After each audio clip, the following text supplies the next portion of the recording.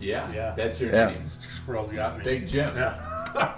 Really, really, really, really cold and fun. Cold and fun. Cold and fun. That's good that you think that of it, because that's what deer hunting typically is cold and fun. Yesterday morning, I'm glassing up on the pass, and I see these deer moving, and I'm like, ooh, there's deer moving. All of a sudden, I just see this person just head down, just hauling ass, wearing shorts and a t-shirt with a pack on. And I'm like, is that Tard? My dad always talks about floating through the woods like the autumn breeze. So Robert's when you're the ghost, 275 pounds, I don't know how you do that, but the Freightliner. It's just like a creeper. You're just kind of up in the corner watching what's going on down there. Yeah. You know. He's like, he's up there slapping, pissing all over everything. Is it warm yet? How did you know the name of the actor? That's I know. Why did you say his name? Hervé Villachez.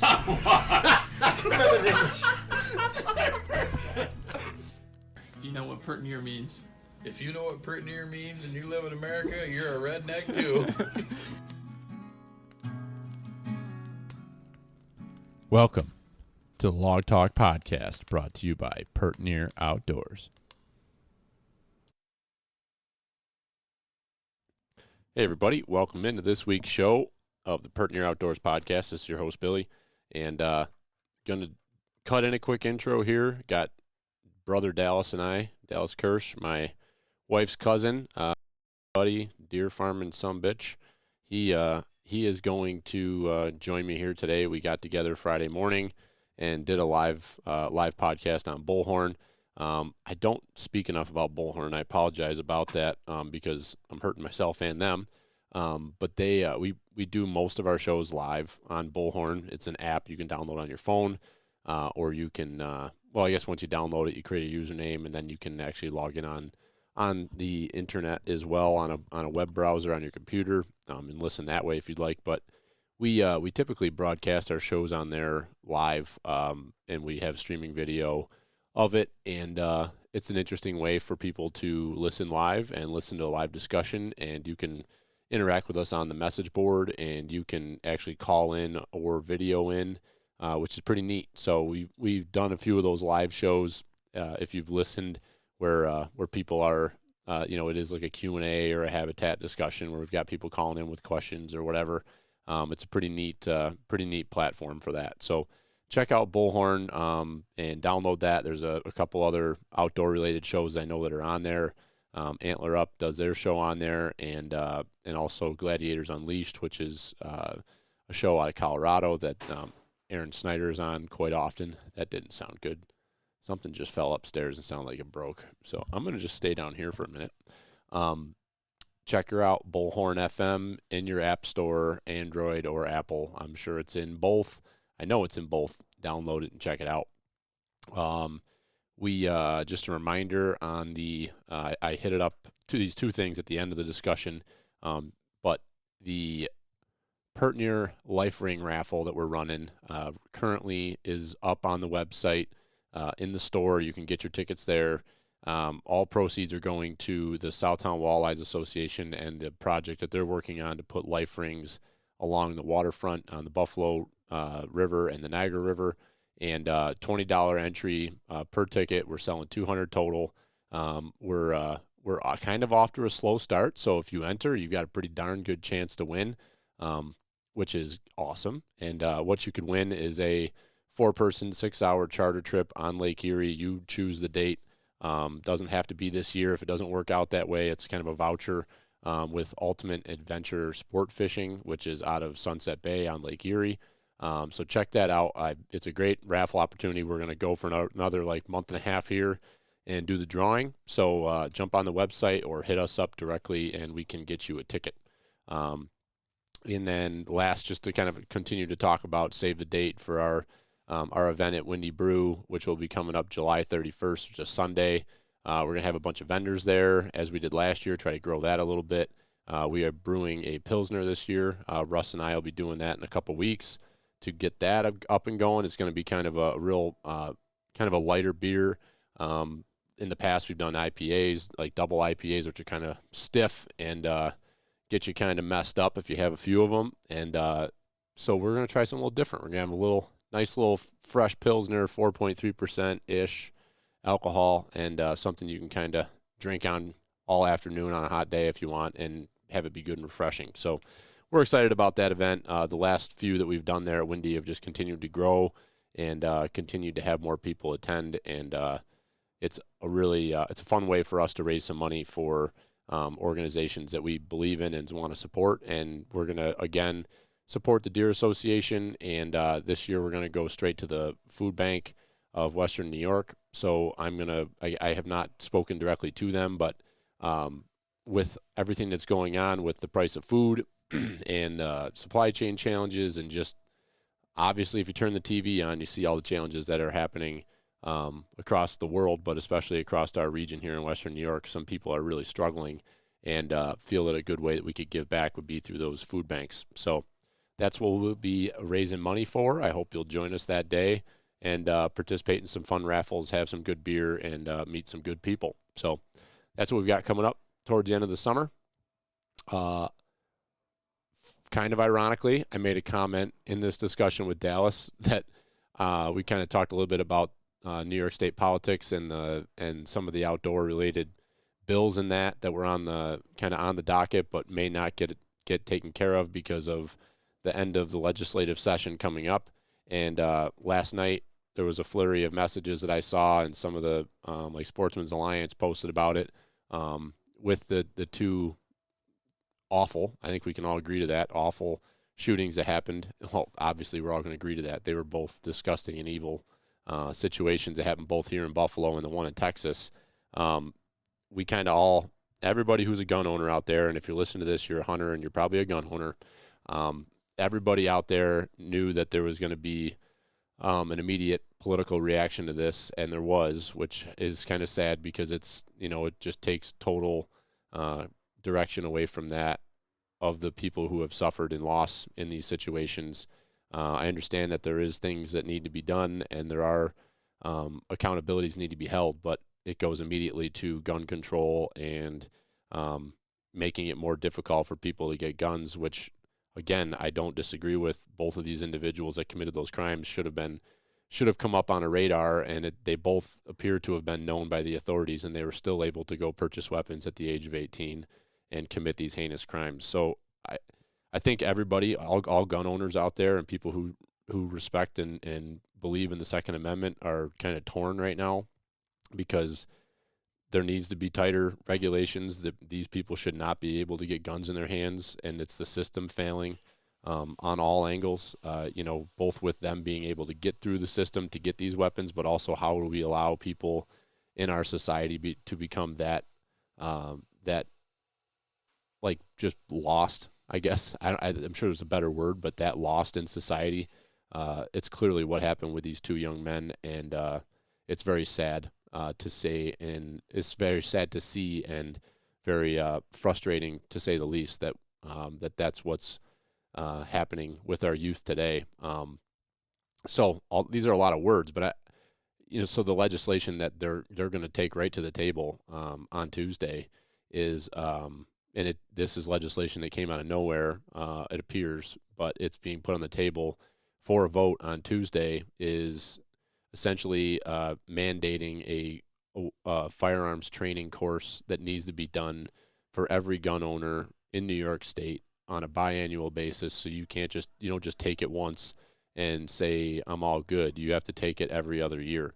And on top of that, your hunter safety course, which you have to go through the firearm portion of, that does not count. And if you are active or retired military, you are not cleared from this. The only people who are cleared from this are law enforcement who have their certifications. So it's a hard no from me. I just the fact of how they're trying to go about this and what it is, it's a no, on my opinion, because it's just constitutionally, how do you do this? Figuratively, how do you implement a process like this that is consistent and applicable to people? It's just wild legislation, and I think there's other places where we can start to try to shore up the whole purchasing process of weapons and analyzing people's personalities and both of these kids that purchase these guns, if anyone who's doing these background checks would have just simply Googled their name, gone to their social media pages, you would have seen that they had some issues. It's like right out there and they're blatantly out in the open. So how do we get here?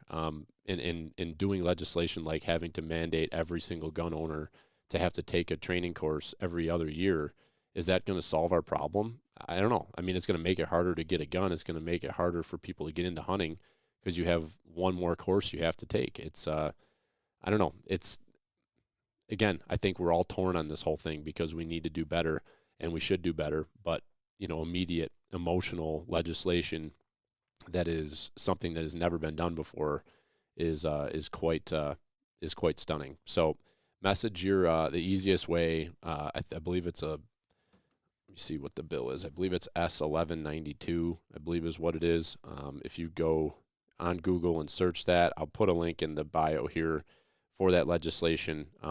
I wrote a nice email to Senator Galvin, who represents myself here in Western New York, and just expressed to him my thoughts on it, and gave a couple possible things to think about. With maybe more gun education for kids. I know there's some states that have firearm education in their school system, or an elective to that. So I think that's something that could be looked at as a possible solution. And let's see here. I want to see what that, just to confirm.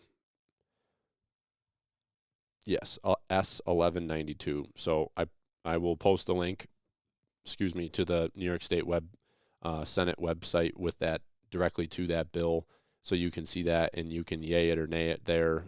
That is a very easy way to do it. It takes literally 2 seconds.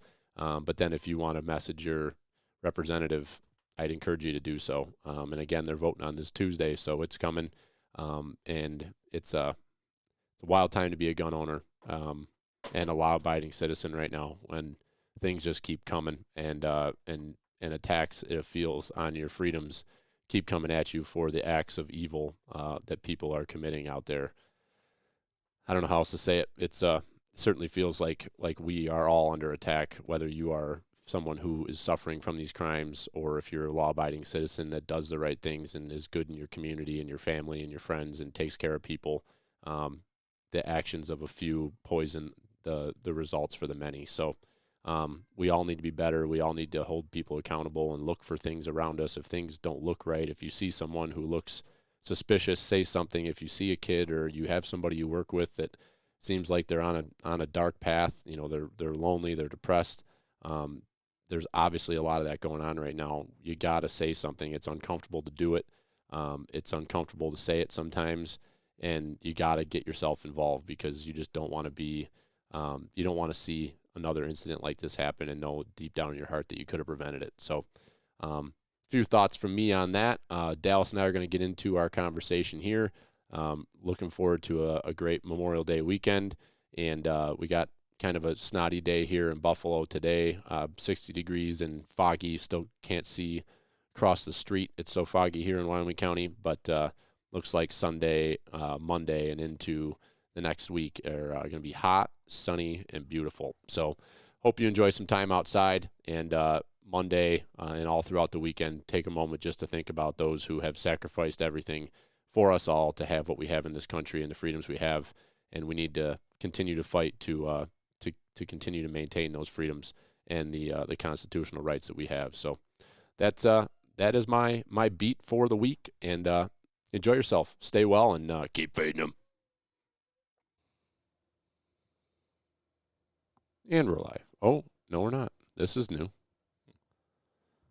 It is kind of fun because every time I log on here, it seems like they've got some new feature that they're working with. All right, we're live. Uncle Dallas. Good morning. It's coffee time. Yeah. Cheers to a long weekend. What do you got, 4-day weekend ahead of you? 6. Did you work last night or no? No. So you were 6-day. So did you get Tuesday and Wednesday off? Oh, Sure yeah. did. All right. Yep. So I figured we're probably be a good. I figured we'd just get on here and shoot the shit about what's going on and how May has been. May's been a blur, but then talk a little bit about what we've got coming for food plots and how things are looking, what work you've done so far, kind of maybe now that the winter is behind us, like how did we do? Did we get accomplished a lot of the stuff we wanted to? So figured that's what we kind of jump into today. Okay. So where, I guess, where do you want to start? Talk habitat or turkeys? Let's go right into turkey because we haven't heard the story yet, and we may or may not get back together with the group of us this weekend to do a podcast to kind of wrap up turkey season. So might as well. I want to hear it because, like, I have strategically I've heard nothing about the turkey that you shot opening day. So I'm very interested in this story. Well, don't get your hopes up too high. It's not much of a story because I'm not much of a turkey hunter. Most turkey stories, in my opinion, are not that exciting. Kind of how they're all exciting. Every hunt's exciting, but it's kind of the same story over and over. Yeah. But in this case, I just, I'm hunting with Emma, which is, my 10-year-old daughter, which is why I turkey hunt, basically, is because she wants to do it. And we've tinkered around the last couple of years. Throw that up in front of you.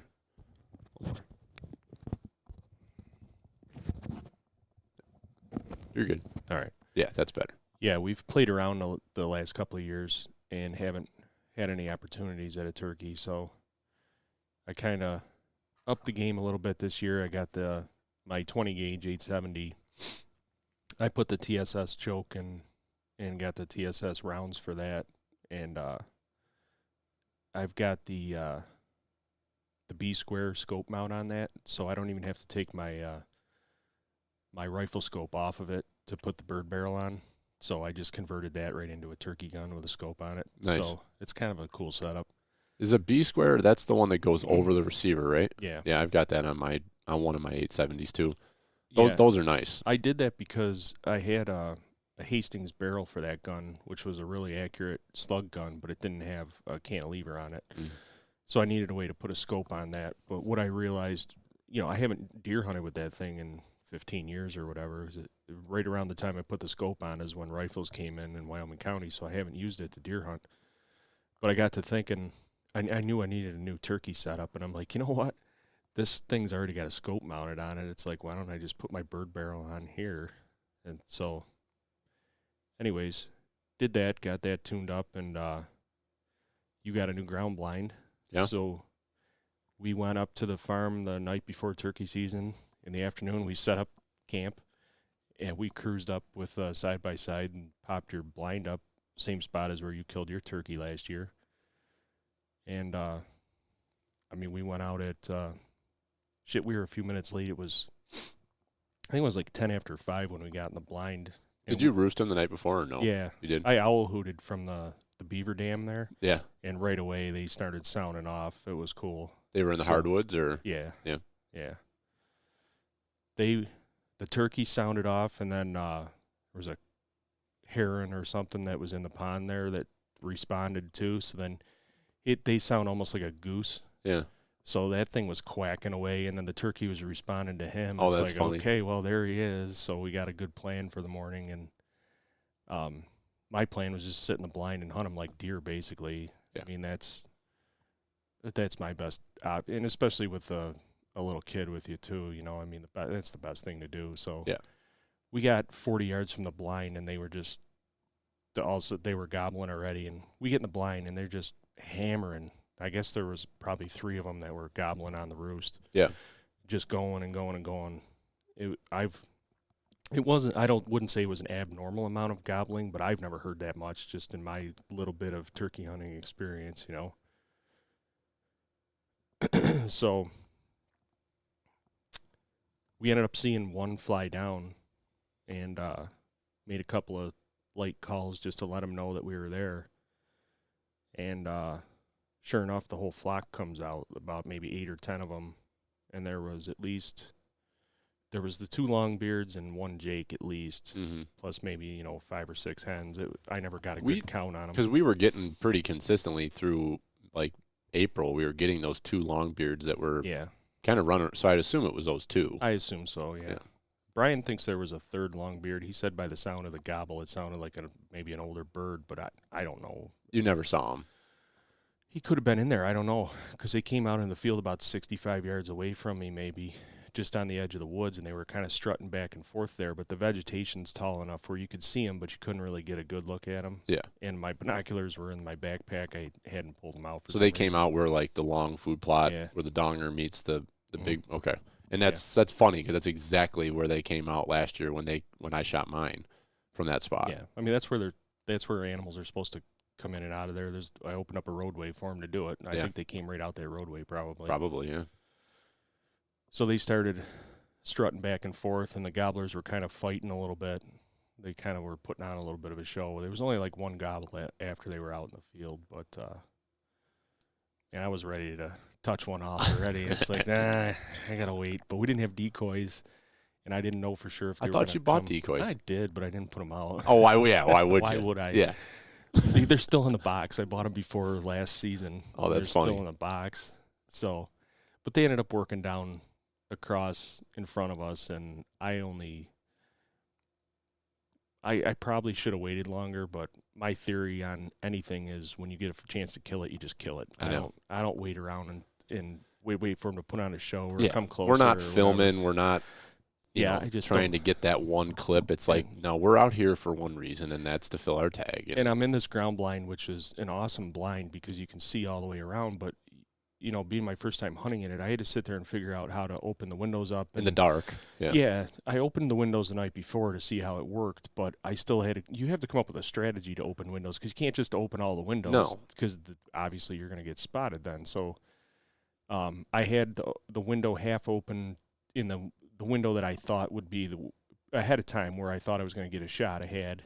And then the other ones I kind of just had some of the clips undone so that I could stick a gun out there if I had to. But yeah. Again, there's two of us, and we're in lawn chairs, no swivel chairs or anything. We're just in, like, camp chairs. Yeah. So it's like I have to maneuver around, and it's like I'm not messing around. I get a shot, I'm taking him out, Yeah, for sure. So I figured he was like 35 yards, and I smoked him. I just folded him right up. And then when Brian came over a few minutes later, he goes, "Oh, that's a pretty far shot." And I was like, I figured 35, but I'm going to pace it off. It was 43. Where was he standing? He was heading south. You know where that little log pile is? Or that, not log pile, but there's like chunks of wood that were like right off the edge of the corn and soybeans.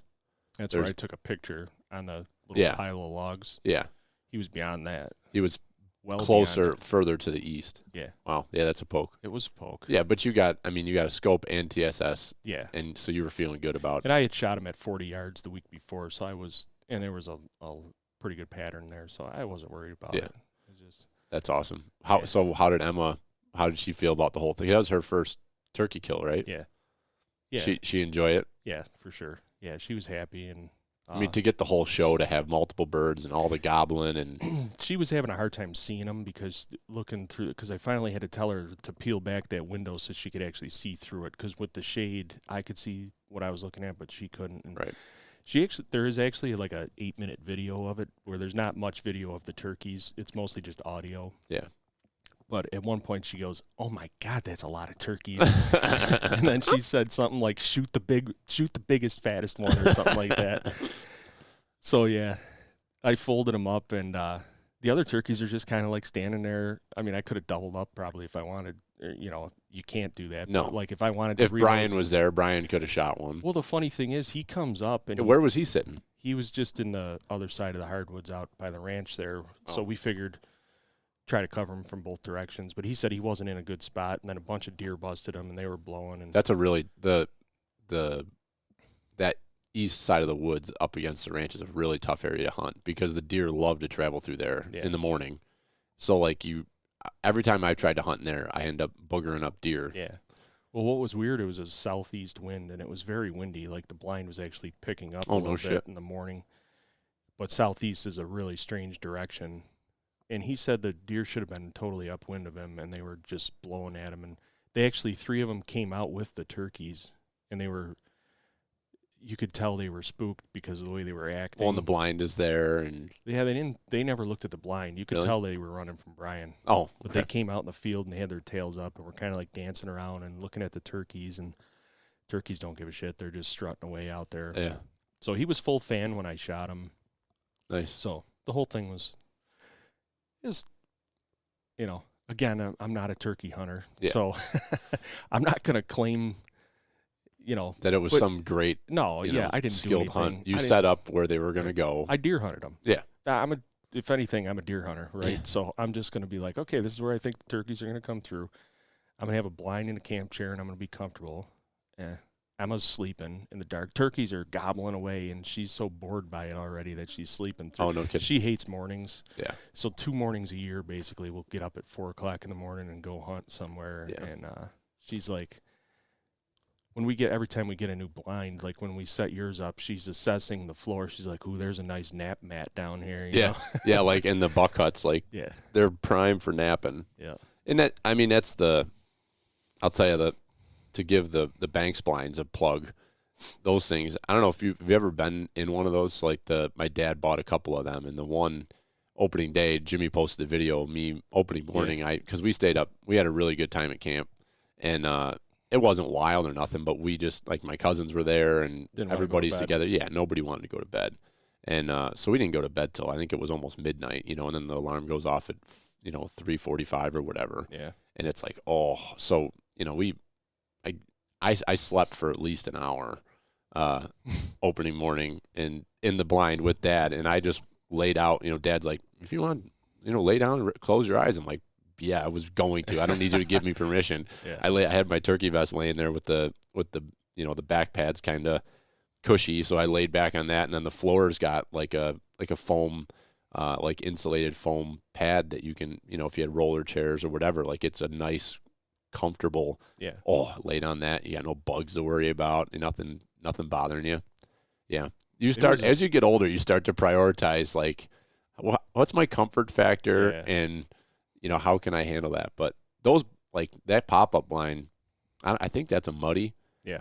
And it's got the 360 mesh view, and that is awesome. It was a very nice because you can see everything, and you don't have to open up all the windows. You can see 360 around you. Well, you can't see out the back. Right. But when I only hunted that spot once so far this year, and that hen came from the south, from the swamp, or from the the swamp bushes area, and she came around me and looped behind the back, and I lost her coming behind that brush pile that's in the field, and then she looped right around me, and she came 5 yards from the blind. It's just cool because it's like I don't have any windows open. I'm not concerned about her seeing me, and she's just like walking right by, and I can see her clear as day. Yeah. Just right through that mesh. So those 360 view ground blinds are the ticket. Like, yeah, the only thing with any ground blind is if you have to get a shot quickly, you got to know how to manage the windows and everything. And right. It's a scary thing that, because you could mess it up. But yeah, I tried to prep by half unclipping. I took some of the window clips off so that if I had to get a gun out of there, I could. But it ended up working out really good. It was a nice turkey. I mean, he's 9-inch beard and 7/8 spurs, nice. Which is really the only second longbeard I've ever killed. I've had a few jakes over the years, but I haven't killed a longbird since I was 15 years old. Yeah. Longbeard. It's been that long? Yeah. I mean, I've gone 5 years at a time without ever going out. So, I mean. I totally can get that now. Like, you and I have talked a lot. We talk almost daily. I'm at that period that you've lived through now where it's like, you have to prioritize where you want to spend your time, and for me, 100%. It's whitetails. Yeah, I'm not going to burn myself. Yeah. Number one, or my family over chasing turkeys. Especially like if I was driving by the farm every morning, leaving to go to work, and I was seeing birds in the field every morning. Yeah. Or we were getting pictures that there's 3 or 4 birds around the property, gobblers or jakes, whatever. Like I'd be motivated to go out there for a couple hours in the morning to chase them on a beautiful morning. But it's like, we haven't, since you shot that bird, I don't know if we've had a picture of a tom. In the right away we did. Right away? But not since. It's wild. Like we haven't, it's just that one hen. You know what's weird too, though, and this drives Brian nuts, and it's a little befuddling, but the cuttybacks don't seem to like turkeys. Yeah. And we get turkey pictures, but that whole flock was strutting around in front of that camera, and it never took one picture. And yet we'll get one yesterday. A hen walked by, and we got a picture of her. Right. But the whole damn flock was right there. So Brian's like, oh, we're going to get a bunch of pictures of that. So afterwards, that was Emma's thing. Like, I want to carry the turkey. So I threw it over her shoulder, and we walked in front of the camera, and it took 9 pictures of us standing in front of it with the turkeys, but it never took a picture of those turkeys. Huh. So Yeah, you can't rely on it. But what I can rely on is when I drive by every morning, I purposely go that way when I'm leaving town to go to work. I have not. I think it was maybe that first week. It was probably the second Tom that was with the bird you shot. He was out in the goose pond field. He was out there strutting like 2 mornings in a row, and that's it. Yeah. I have not seen, but I've seen hens consistently. Like I go over there. I was over there Sunday morning. I was over there working, getting some of that wood out of the front food plot, and over there I've seen a hen twice now, right over by the creek where it comes across by Scott's. Like maybe 3 weeks ago, 2 weeks ago, was riding around with the kids and saw, it might have been like Mother's Day weekend, and saw a hen in that bottom corner in our field.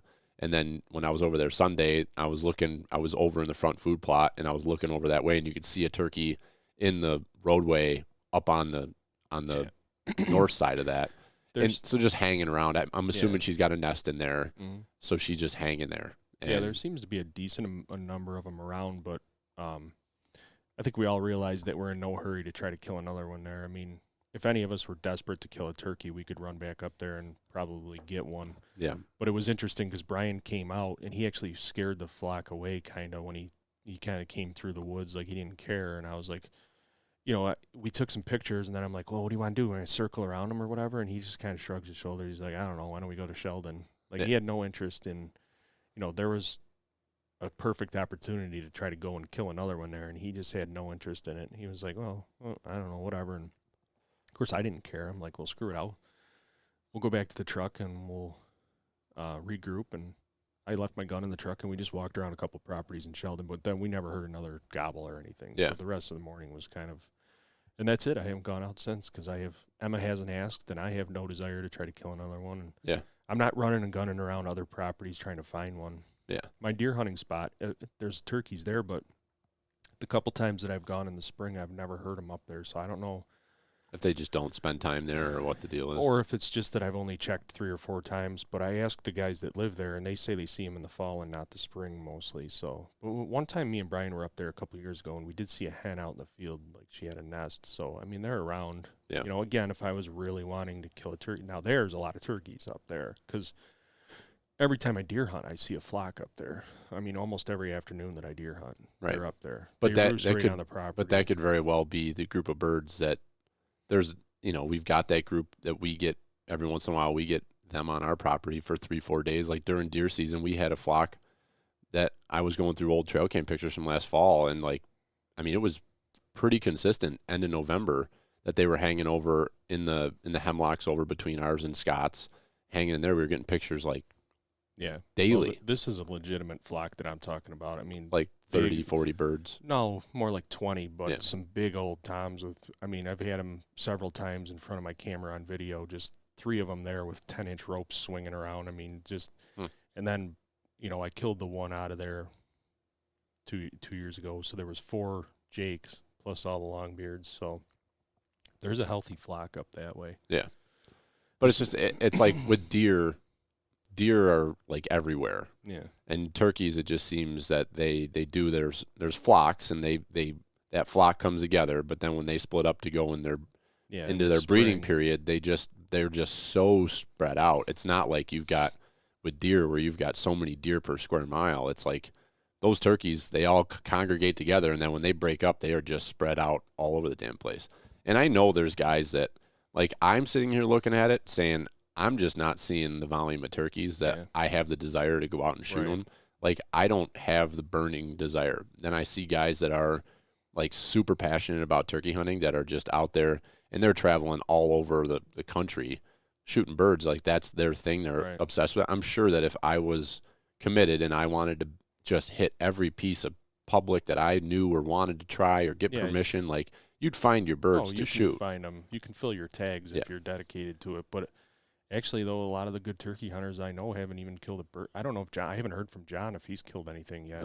they're hunting with the kids, so they're trying to get the boys' birds, so that makes it a lot harder, Yeah. obviously. Jimmy's been hunting his ass off. He hasn't shot one. Yeah. Uncle Tim's been hunting a lot. He hasn't shot one. Trigger. Yeah, Trigger hasn't. And, but same deal with Brian. Brian's similar to myself. I think he's hunted like 2 or 3 times. Yeah. It's just time. Time is just isn't there. That's all there is to it. Yeah.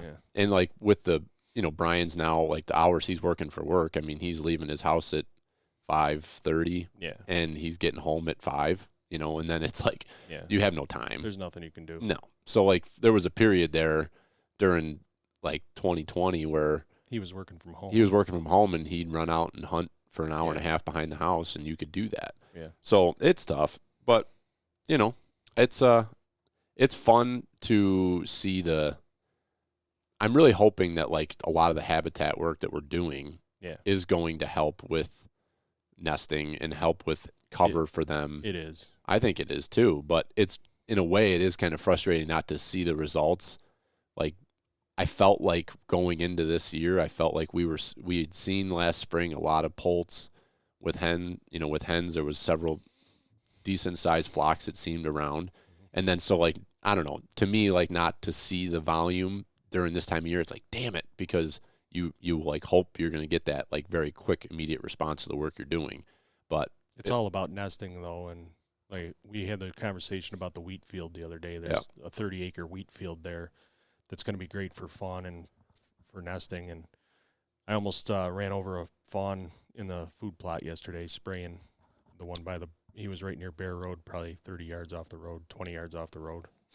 In the right up the garden. No shit. Yeah. I drove past him probably 4 times. Is that what we're going to call that one? Is the garden? That's the garden. I like that. The garden. Yeah. We need to encourage them. So that young fawn is now he's born in the garden. Yeah. And so he'll understand the value of that. Because I don't think the deer understand that spot yet. No, they don't. We totally shocked them last year with what you did there. We had all sorts of food in there, and there was a doe and a fawn was the only thing up in there. So maybe that was the same doe that left her fawn there. It could very well be, yeah. They're amazing little things, though. I must have sprayed glyphosate on the fucker 2-3 times, and just didn't move. It just sat was there, tucked right in. And I got to the point. I still didn't see him, obviously, or I wouldn't have even went near him. But jumped right out from under the 4-wheeler, jumped right up, and just bounded off. Ran. Yeah, that's pretty wild. Cool. Yeah. I mean, it scares you because it's like, man, I hope he's okay after I bumped him out of his bed, but it's better than running him over. Yeah, and it's better than... But you see why they get run over by the haybines all the time, because they're not going to move, and, and those things are going so fast that it's just too late. They just get gobbled right up by the time, Yeah. Yeah, you really start to... When you start thinking about, fawn recruitment and, turkey poult recruitment, those are the 2 big game animals we have around here. You start thinking about like how much. So like we had that one, I don't know, because you can't totally rely on what you see on the trail camera, but in Naples we had, it must have been, we get so many pictures, it's hard to keep track. I think it was the beginning of this past week. We had that doe that had the two fawns with her, like fresh, you could tell. And we had a picture of the doe, like maybe 24 hours, 36 hours later, with just one fawn with her. Haven't had a picture of a doe with 2 fawns on that side of our property at camp. But then Dad got a trail cam picture yesterday of a doe with 2 fawns, and he had been getting pictures morning and night of this doe in front of there with no fawns, and then all of a sudden now she's got 2 fawns with her. So like, but looking at that, it's really cool with the cameras because you can watch and say like, okay, how are we doing? Like you can watch those does. We've been watching them all spring. It's like, oh, that's a pregnant doe. Like you can tell. Mm-hmm. And it's like, when's she going to drop? When's she going to drop? And then all of a sudden she drops. And then you're like eagerly watching, like hoping to God that those fawns stay along with her. But I think there's a period there where when they're first born, I think those fawns, they're visible. But then I think there's a period there where it seems like you don't see the fawns a whole lot. I think they kind of hunker down and stay put, and the doe she's in the area. Yeah. She might be pretty visible, but I don't think those fawns move a whole lot. No. Right? Would you agree with that? I don't know. Just from what I've seen. That's how it works right from birth. I think especially the first couple of days, they don't move at all. They just plop them down in a spot, and it's just wait here until I come back and feed you twice a day. Yeah. That's all it. That's what that one was doing yesterday, and they won't move unless you make them. Right. But it's funny how they'll just spring right up and run. Like they know they have that flight response when it comes time. They can get out of town pretty quick. Very quick, yeah. I mean, he was bounding through the tall grass, no problems. I mean, the sucker was little. He was tiny. He was fresh. I mean, there's cats all over there too, so cats will jump up in front of me a lot of times. Like I almost ran a cat over yesterday too. This black cat just jumps up from underneath my four-wheeler, and that's what I thought it was at first. That's how small this little thing was. Yeah. So, but we're gonna, partly from the conversation we had the other day about that podcast we listened to about winter wheat. Yeah, it was Row Hunting Resources. He had a podcast about, his thoughts on their turkey populations there in northwest Kansas. So that led to you and I discussing that. Yeah. So it was, I went back and listened to it, and it was really interesting how they're saying that out in the Midwest and Kansas in particular, wheat used to be the main crop out there, and wheat is the best fawning and poulting cover because it doesn't get touched in the spring. It's just left to grow tall, and it's just a sea of green. So there's almost no way. First of all, predators aren't even going through it because they're edge creatures. They're not raccoons and coyotes and possums aren't going. They're not going to venture through a wheat fields. 100-acre field. No. Even if they did, they wouldn't find anything because even the scent's knocked down by the wheat. But around here, we don't. It seems like we're getting more wheat, but we have mostly hay because it's dairy country. And hay is a big problem because in mid-May, it's the first thing to get knee-high. And that's the first place they want to go they're for like, security. oh, great, this is awesome cover. And then our guys come through and just mow the piss. I mean, they're mowing at 15 miles an hour. Like, they're flying. And they're covering 30-foot swaths at a time. So they're killing everything in a anything that's living in a hayfield is dead within seconds. Yeah. So... And we got a problem now because they seeded everything. That wheat field is the only thing left on that whole property, the old farm, that's not hay. And I got to think that this fall he's going to seed that into hay after he takes the wheat off. I'm going to ask him what he's going to do there, but we're not going to have any farm-provided fawning or poulting cover, so we're going to have to provide it on our own. But unfortunately, we're going to lose a shit ton of them out in those hay fields the next 3 years. Yeah. It's actually that's a pretty big problem that I see. So I think we're going to have to. Yeah, he's saying that he skips doing it, which Yeah, Ben's commenting saying this is why I skip mowing and planting after mid-May till at least mid-June. Yeah, so but I mean, looking at just our scenario, that discussion from that podcast in Kansas, we can immediately directly see it on our property. Like, we don't have a ton of real estate. We really don't. Like, when you look at it, we have our woods, and then we have the food plots and areas that we're working on. And it's like, so like our thought process, like, it's cool talking this through with you because you're the one that handles all the food plot stuff.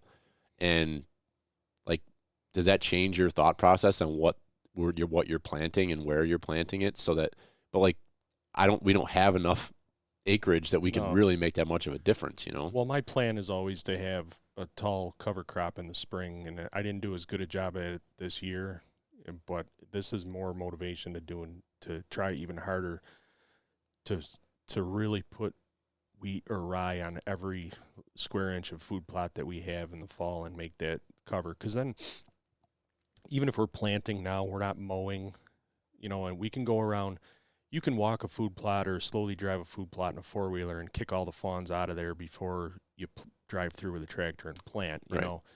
And then, we're planting at, 2 miles an hour. Exactly. We're barely crawling along with a corn planter, and we're not going to, even if we come into a situation next year, I'd like to be roller crimping. So that's going to kill all that vegetation. So that's still not the best thing, but at least you can get the fawns out of there before you do it. Yeah. But they're still going to have to find another place to go once that happens. But we could leave some of the stuff until later.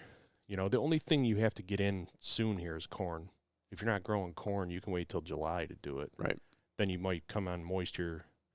Moisture becomes a potential issue then, but most of our stuff's so wet anyways that I don't think we don't have too much concern about that, even if, if there's any rain around when we plant, we'll be okay. So, yeah, it is something I'm thinking about. Yeah, I mean, just to think about So that was January of 2020 that the farm was sold, the tillable was sold, and think about how much has changed on the landscape since then. Yeah. Everything all went to corn. Right. And they chopped all of that corn in September. So where your dad and Bob, or they did your combine dad, some though. they did Both years they Did they? did some combining. Yeah, the But there was backfield this, there. the backfield, yes. Yeah, that one.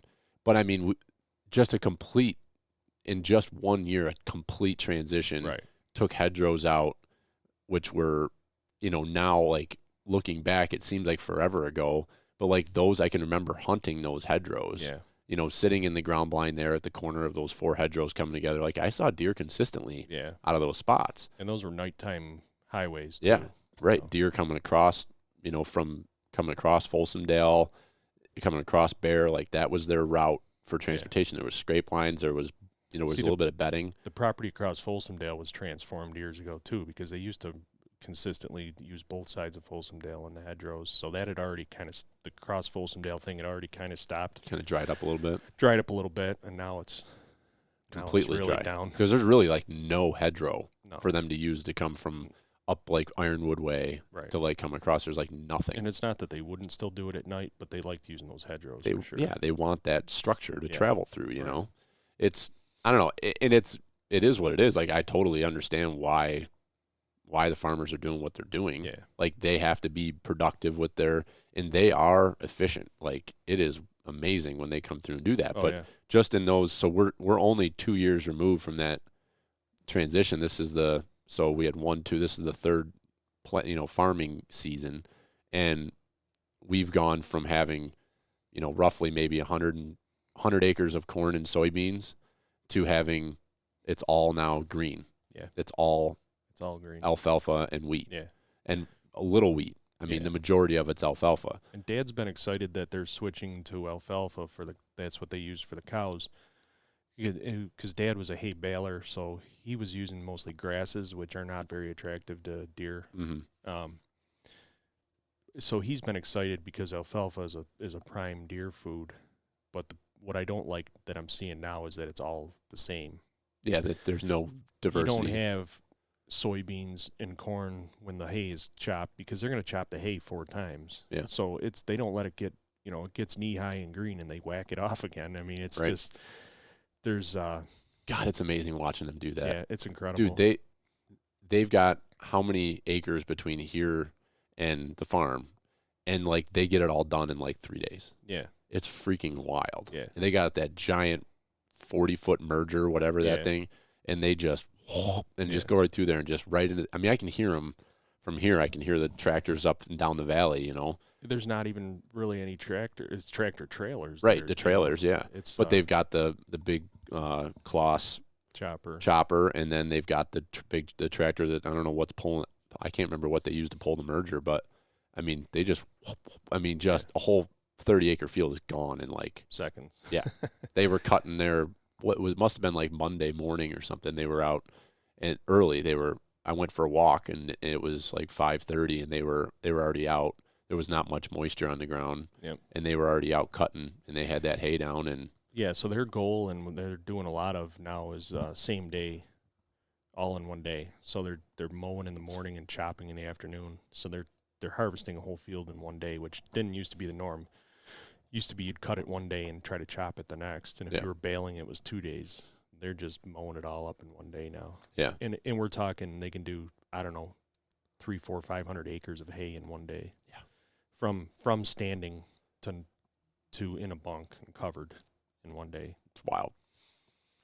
So I guess like as taking this discussion about how in just a very short period of time, in 2 years, we've seen the agriculture around our property completely change. So now, really last year was a big transition for us on food plots and habitat work on the farm. And so now, like, what we did from last year, like, just real quick, like, what did we had several fields that were new food plots last year. We did a lot of beans. We did beans and corn were the 2 major crops that we grew. But then, are we doing, like, what was your reflection on that? And then as we look forward to what we're going to start doing here this weekend and in the next week, like where are you seeing, are you going to make transitions in those areas? Yeah, there'll still be a bean and corn component to everything I do. And there may be 1 or 2 fields that are like just soybeans. But for the most part, it'll be a highly diverse summer mix. And then all of it, like I said, I'm going to concentrate more on getting the fall cover in, the wheat, the rye. You know, I've got some of that this year, but I didn't do a good enough job of it. So everything that I plant this weekend is pretty much going to be the summer mix that I came up with. So we'll use the corn planter to do all the bigger seeds. So you'll have corn, sunflowers, soybeans, cowpeas. There might be a couple other things that I end up mixing. I'm probably going to put some buckwheat in that. And then all the smaller seeded stuff like the brassicas. There's going to be some millet, some clovers. That'll all be broadcast in. And one thing that change that I made there is I've got one of those ATV mounted spreaders for that. Oh, you did? Too. Yeah. Nice. I haven't tried it yet. So where does that hook up to the luggage rack, or does it hook up to? Okay. Yeah, and it can go front or back. So I want to have it on the front so I can kind of monitor what's going on. Yeah. So that'll save a lot of miles and a lot of hand cranking. So. For sure. Yeah, I mean, how are you going to get your exercise if you're not cranking it? It is good exercise, but you know how many miles I put on last year with that freaking cedar? I could imagine, because it was almost daily there for like Brian and I are joking, like, how many days in a row can this guy plant something? You know? Yeah. You can't deer farm. You can't call yourself a deer farmer if you're not doing it every day. Right. Yeah. It's farming's a full-time job. And I can't even fathom. Like, I look at how much work you're doing, and it's 15 acres of food plot, if that. It's less than that. Probably 10. Yeah. Total. We might go to 10 this year, including what we've started that's new. Yeah. So what do you so the summer mix that you've kind of worked up, so this is I would say this is, I guess it's kind of going into our second year, but for sure, or it could kind of be the third year that we've been doing this, but really it's the second strong year. We had a good year last year of converting some old pasture ground into food plots and getting some stuff growing. But this is, we've talked about it several times on here. We're trying to not turn the ground up, trying to have something growing all 4 seasons is really the goal. Mm-hmm. So like the stuff that you're going to be terminating, that's where it is. We have some corn still standing. Not too much. It's knocked down quite a bit, but we've still got some corn stalk standing. So like, what's your plan with the summer blend that you've mixed up? Like, are we going to be? You've already been spraying. You've been knocking some of that stuff down. Just I guess. Started doing that. Yeah. But what's your plan in that summer blend? Is it what you just laid out with the cowpeas and the sunflowers and that sort of stuff? Is that? Yeah. So my plan is to do. We have a 2-row planter, 30-inch spacing. So my plan is to put corn and sunflowers in one of those, and then the cowpeas, soybeans primarily in the other, and just plant the fields on 30-inch rows. And then so you're going to have the same seeds in the same. You're going to mix them up in there. They'll be mixed. So it'll be intermixed. Okay. Yeah, so you'll have the tall stuff, the corn and soybeans. You'll have on 60-inch rows then, so that leaves enough room. Then I'll come back and plant again offset, so you'll end up with 15-inch rows. But there won't be any corn or sunflowers in those. It'll all be shorter stuff. Okay. And smaller seeded stuff, so that the real tall corn and sunflowers will just be on 60-inch row spacing. And that'll leave us room to drive down through there with the 4-wheeler and stuff like that, like for fall seeding, our fall broadcasting. Yeah. So in August, we'll come through and we'll broadcast our fall mix and our winter cover, which will be mostly wheat or rye, whatever, or some combination of both. Yeah. That's the main cover crop. That'll have some clovers and brassicas in it. And then you don't have to terminate any of the summer crop to do that, because all that stuff's going to it's all going to go dormant in the cold season anyways. So it'll all be starting to die off and fall down. Right. So we'll just be able to broadcast in. And then the other thing I'm going to do is use the corn planter to drill in some winter peas. Okay. And that'll provide so we'll have a good green source of food. I won't cover everything with the winter peas because that'd just be too much work. But Yeah. we'll try to get wheat on everything at least, So you'll have good green food on top of all the standing grain. So you'll have, they talk about greens and grains in the fall. We'll have them all in the same field. That'd be cool. Yeah. Yeah, and so are you anticipating, like your game plan, that front food plot, one of the big projects that we had this winter, you and your dad primarily worked on that was getting some of those. We had some big old hickory trees in the front of the hardwoods that were kind of out into the area that you're wanting to create more food plot. Yeah. So you guys got those trees down and opened up a ton of space there. Mm-hmm. It didn't seem like a lot, but then the other day I'm up there, getting rid of that, cutting that wood up and getting it out of there so we can do the planning. Yeah. I was like, damn, like this, you almost kind of have a hard time visualizing because the whole front edge of the woods there has changed a lot, just getting those trees out of there. But are you planning on putting that corn and sunflower and soybean mix? Are you planning on having that all the way up to the front of the woods there? Like eventually, but not this year. I was just looking at it yesterday because there's still too much. There's still more clearing that has to be done, and the ground is so rough up and down that I think what we're gonna end up doing there is just we'll plant the good part of the field now, and then kill everything else in the new spot, and then I think I'm gonna actually. I think I'm actually come in with a tiller and just till down those high spots because it's so rough in there that it's hard to even drive a four-wheeler or a tractor. And then when you got the planter on the back of the tractor, it's 3-point mounted, so it's rocking up and down when you're going over those spots. You're not getting good contact. Yeah, so I think we're just gonna till down the high spots, and you got stumps to deal with in there. I mean, it's not easy. It's not flat. Yeah, so we'll plant whatever's flat and can be done, and then some of the new stuff we'll have to clean up some more. But we'll have all summer to play around with that. Yeah. So yeah, I think that sounds exciting. I love the variety stuff like that food plot, the garden. Yeah. Last year, like that was so cool to see. Yeah, so that's what I want all of our food plots to look like this year. Yeah. Is what the garden looked like last year. Yeah, and talk about cover. I mean, Yeah. that field there, like shit could just work itself into that and you would never get at it. Like that's protection city. That was wild. That field was incredible. I mean, I think it was right around the first week of June that we planted that last year. And it took a while to come on. Yeah. Like you kept waiting for it, and then all of a sudden it just exploded. Yeah, because I took pictures. It was right before our beer event, which was, when did we do that? Was that early August last year? I think we did the beer event at Windy Brew, and I had pictures from the night before because I went over there and got a couple logs to put the deer heads on. And I mean, that shit was like 8-10 feet tall. Those sunflowers were massive. It was just a tangled jungle in there. And it was awesome. It was awesome to see.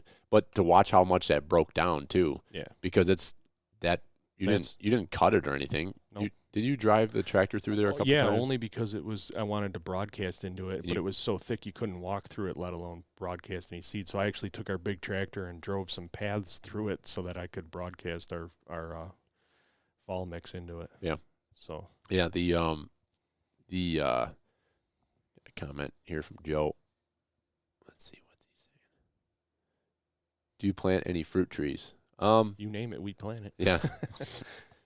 I don't know if we did any fruit trees this year, but we did a bunch of apples last year. Brian? I don't know if Brian did any apple trees this year. I think he just had oak trees. This year we did more oaks this year. That's kind of like just a constant effort. Yeah. I went up there Monday afternoon after work, and I had 4 chestnut trees that Dustin gave me that he had left over from their planting. So I put those 4 or 5. There was 5 chestnuts. I put those 5 in the ground, and then you guys, I missed that weekend because I was coming back from vacation. But you guys planted. We've been planting hemlocks and spruce trees for probably going on 10 years now. Yeah. And aren't there some hemlock or no? No, we didn't. We've never planted hemlock. What's the more leafy? That's some sort. What type of spruce is that? That like it looks like it's just droopy. I don't know what the hell you want. Well, last year we planted some white pine. They have the longer, softer needles on them. Okay. If that's what you're talking about. Yeah, but I thought there's some hemlock that we planted in some of that swampy ground. No. Oh, No? cedar. White cedar. cedar. Cedar. Okay. White cedar. Okay. Yeah. This year I did some red cedar, but they don't seem to be taking real well. No. The spruce look good as always. The Probably spruce just are freaking. Norway spruce is the ticket. It grows fast. It's easy to establish, and nothing browses it. Yeah. You know, it's like it's a win. That's a winner in our area for sure. Oh, no doubt. And but it's the white cedars grow really good. The problem is that the deer will crush them in the winter. Yeah. Especially the last 2 years, we've had hard winters where they're just looking for anything. So they get to be like 3 feet tall, and they stick up outside the snow, and they're like, "Oh, look, nice food." And something that's like, and they staring love. at me. That's a wonderful food. I know. Too. They love that shit. It's the challenge because it's like that's why we're putting the stuff there, but you don't want them to eat it before it gets a chance to develop. But it's such a long game planting the trees, but it is really exciting to see them starting to actually like turn into trees. Yeah. You know, the pine trees are one thing they are big and obvious that they are like establishing themselves. Like we're like probably 5, 6 years, 7 years away from that whole bottom, kill plot area on the north side of the road from that being completely invisible from the road with those pine trees all growing up on that ridge. Yep. Like that'll change that area a lot, I think, for travel wise. But the, seeing those some of the oaks that have just shot up out of the tubes, they're doing great. And man, those tree tubes are super effective. But as far as like fruit wise, I feel like we've done a pretty good job over the last 2 winters getting a lot of those just existing apple trees on the property released. Yeah. And we haven't trimmed them at all. Like my whole focus has been on releasing them. Yeah. And just seeing how strong and healthy they look just from being released is that's pretty impressive. Yeah. So I'm interested to see, like, I don't know, they didn't blossom out too much this year before we had that crazy cold snap where we had like 3-4 days with real hard frost. We didn't really have much foliage on yet, or because we hadn't had any warm weather. No, not enough of it to really make everything leaf out. So I think we'll have a better apple year. Yeah, and that will be interesting because that'll change things. But it's pretty cool. I had in my backyard raked up a bunch of the apples around the base of the trees just because it's like there's so many of them. I just rake them up around the base, and I got tons of little apple seedlings. I kind of want to go out there and dig some up and put them in a cup and get them growing because just that quickly they were on the ground, broke down, and then this spring they have already sprouted and they've got little suckers already growing in the ground there. So we have to mess with that. But I don't know exactly what Joe was getting at there. Blossoms were super short this year. Yeah, it didn't seem like they stayed on the trees. That like the blossoms didn't last real long. I don't know what that's all about, but I don't know. It's our primary focus over there. Like it just is mass crop as far as the trees go. Like the stuff we're planting, obviously it's either cover or mass crop. Yeah. And the chestnuts are something new for us. And did you do something else? Did you you did hazelnut? Yeah. Yeah. Just like 10 of those. So yeah. Where did you put them? Brian planted them, so I don't know what mix he did. But we've got a lot of trees planted in that back food plot now. There's probably 30, 40 tubes back there. Yeah.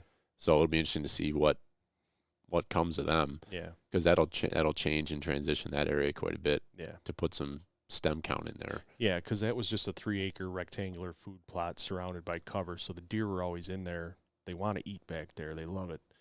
But it's hard to hunt because you can't really – it's bedding all around. And then – it's wide open in the field. And then I'd also like to have them travel through there in the day because when we had higher deer populations, they used to walk right through that open field during the day, and they don't really do that anymore. But if we get some rows of trees and cover, I'm still trying to establish some switchgrass back there. I have low hopes of that, but some of it is coming in, so you never know. It might take off being year 2. Yeah. But I want to establish laneways essentially for them to be able to walk through there. And also, when a deer comes out in the afternoon before dark, it'll have some more cover, but it also won't be able to look all the way across the field and see what's out there, Yeah. So that was one of the biggest, all the stuff we've done on the podcast and these discussions that we've had. That was one of the biggest things that jumped out to me, talking with Ben and John, doing our food plot and habitat discussions was like, you just don't want the deer to be able to see. And it's not even just deer, turkey too. We're in turkey season right now. You don't want them to be able to see 100 yards standing on the edge of a field. Yeah. It's not productive. Like, because if they look out there, especially turkey hunting right now, I think that's one of the reasons why turkey hunting was fairly challenging early in the season, was that birds didn't have to. There was no foliage. There was nothing on the trees. Not even the invasives, the honeysuckle and that was blossom yet. So like they could stand there, especially like up at camp in the freaking hardwoods. They could look 150, 200 yards to the woods and they're like, nah, no, I don't think so. Because I hear that calling, but I can see all the way through the woods here and there's nothing there. So that's one of the biggest takeaways that I've had from all these discussions is like reduce visibility distance, create irregular edge and, just structure so that turkeys are funny though, because they want that openness, like they want to be strutting around in the middle of a big open field where a deer doesn't want that. Right. So turkeys kind of need something in between, but deer would be happy. They want to be able to see too, but they also want to feel that comfort of cover around them. Yeah. They can't fly away when something chases after them. No, it's a foot race at that point. Yeah. So as far as the winter work goes, do you feel like we got what we wanted to get accomplished done this year?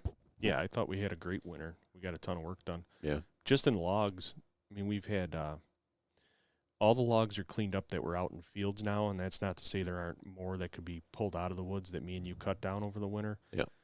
But we, two of my friends have 14-foot dump trailers, and between them they took out 6 full loads of wood. So I think Pete figured a heaping trailer load for him, he said, is about 6 cord of wood. So that's 36 cord that we didn't have to cut and split. We just, cut it down, topped it off, and got rid of it. So. Yeah. Yeah, I mean, I was thinking about that the other day. Like, as I was hauling that wood, I'm like, could you imagine if we were doing firewood and it works out great having it the way we're doing it, where we're doing the work, getting the logs on the ground. We have we physically have the wood on the property. Yeah. But we're not worrying about splitting it, delivering it. And when I grew up in a family, that's still how Dad doesn't do as much of it, but Uncle Mike still does. I mean, that's how Uncle Mike pays for his portion of the property, is with that firewood money. But like I grew up, like that was our thing. Like we did firewood every weekend. We would do 100 to 120 face cord on a good year, and it was a ton of work. Yeah. And so not that there wasn't a lot of work that we did, but getting all those trees down, it was done in an hour, 2 hour. Yeah. Had available time, you ran over and cut some trees down and limbed them up, and then it took us time. But if we had like full days, or we could go get that shit done, like we could have done all of that work in a few days. Well, our bottleneck was getting them out because of the snow. Right, the snow was so deep, and then the snow would melt, and then it'd be mud. Right, and then of course, I mean, the mud is just drying up at the farm now. It's Memorial Day. I mean, like the guys dragged a bunch of logs out of there with a tractor, and it was still too wet to get a trailer back there. They we talked before that they kind of graded the road down by dragging logs out. But I mean, our ground is so wet, and it just ruts up bad, and nothing drains. And that's another one of my goals in the food plots is that, I mean, you saw them this spring. They're just mud holes. Yeah. Even on the high ground that shouldn't, so there's no water infiltration. It's all clay ground, and water doesn't infiltrate. So it just sits there and just sits there forever, So having something growing all year and having diverse plants, the root systems will greatly improve that water infiltration. Yeah. Yeah, that's reduce runoff and just increase the infiltration. But I'll have a hard time ever getting it dry in the spring, I think. I mean, some years you have a dry spring and it's not an issue, but the last 2 have been just super wet. Yeah, I think the spring of 2020 was like it was like really dry. Yeah. Like I can remember, because I was out of work, I can remember being over at the farm in like April, and it's like. Yeah, sometimes in April over there, we actually had a spell last year where it was dry. It didn't start raining more until like late April into May. Right. And then it didn't stop all year. Yeah. But yeah, sometimes, I mean, you never know. That's the biggest thing you battle with all of this stuff is the weather and nature. Mm-hmm. I mean, you just can't predict it. You can't fight it. No, and it's not we're doing it in our spare time. Yeah. And your spare time is only available at certain times. So now here we are coming into it looks like we've got, like, man, the weather looks good we've got rain today and Rain tomorrow. some a little bit tomorrow, but then tomorrow looks like it's going to dissipate midday, Saturday. And then you have taken off through, you'll be off till Tuesday night. You'll work Wednesday night. Yeah. So, like, should be able to get a lot of the work done. Yeah. I'm probably, if knowing that you're off, I might put in for Tuesday and take Tuesday off, because I was already planning on that being a day I might try to take off anyway. So I might take that day off so that I can just be, if you think that's a day that you'll be definitely working over there, I might just do that. Because, I mean, Christ, we're going to have like 80-degree, sunny. I can't stand to be at work when it's like that at this time of year. I mean, it's summer's one thing, but, I mean, when we've had the shit that we've had, and now it's coming time where all this work's got to get done, I'm not going back to work when, that's the fortunate thing about my job is that I've built up some time off over the years, and I'm going to take it. Yeah. I mean, so it's the same as deer season. I look at the weather forecast every hour during deer season. I'm looking at the weather forecast to see what the wind direction and the weather is going to be, and that's how I'm planning my hunts, my time off, everything. Yeah. I hate to schedule. I don't even bother scheduling a week off in October or November anymore. I want to get there and see what happens. Right. Figure it out as I go. Agreed. Yeah, it's one of those things that's one luxury that I have. Yeah. So. Yeah, and I have that similar luxury with I've been at the company I've been at for over 10 years now. I've maxed out on my PTO time that I can get. I get 5 weeks a year. I mean, that's a ton of time off. So, like, now it's actually getting to the point where I have a hard time using that time because I don't like, I have a fairly flexible job, so I'm not like, my hours are, I get my time in, but it's like if I need to run and go do this, I just go do it. I'm not punching in, punching out. But then I look at like what's coming up in the fall. I'm not going to be able to take the time off that I normally do. This fall is going to be very, very busy at work, which my summer time is going to be very slow compared to normal because of factory delays and supply chain problems. So I'm going to have a really hard time burning up all that PTO that I usually burn up during November and December. Yeah. But I'm going to take that holiday hunt. We haven't heard anything about the holiday hunt. We haven't heard that it's not going to be there, so I assume everything's going to be. Well, we've heard that they're going to let counties have the option of opting they out. Talked about it, but I don't know if they. Okay. I don't know. Let me go pee and we'll talk about that because I gotta go pee. I've been sitting over here pinching the inch. Do you need any coffee or anything? Are you good? Yeah, I could use a coffee. All right. We'll be right back, folks. We're gonna go pee and get some coffee. We'll be right back.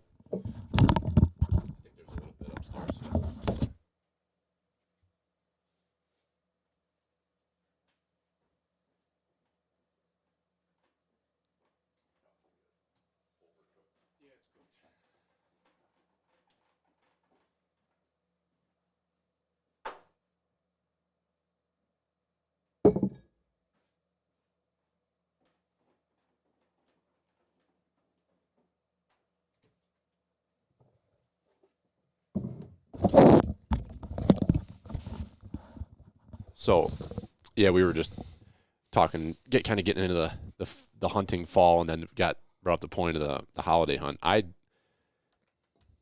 It seems like things have kind of.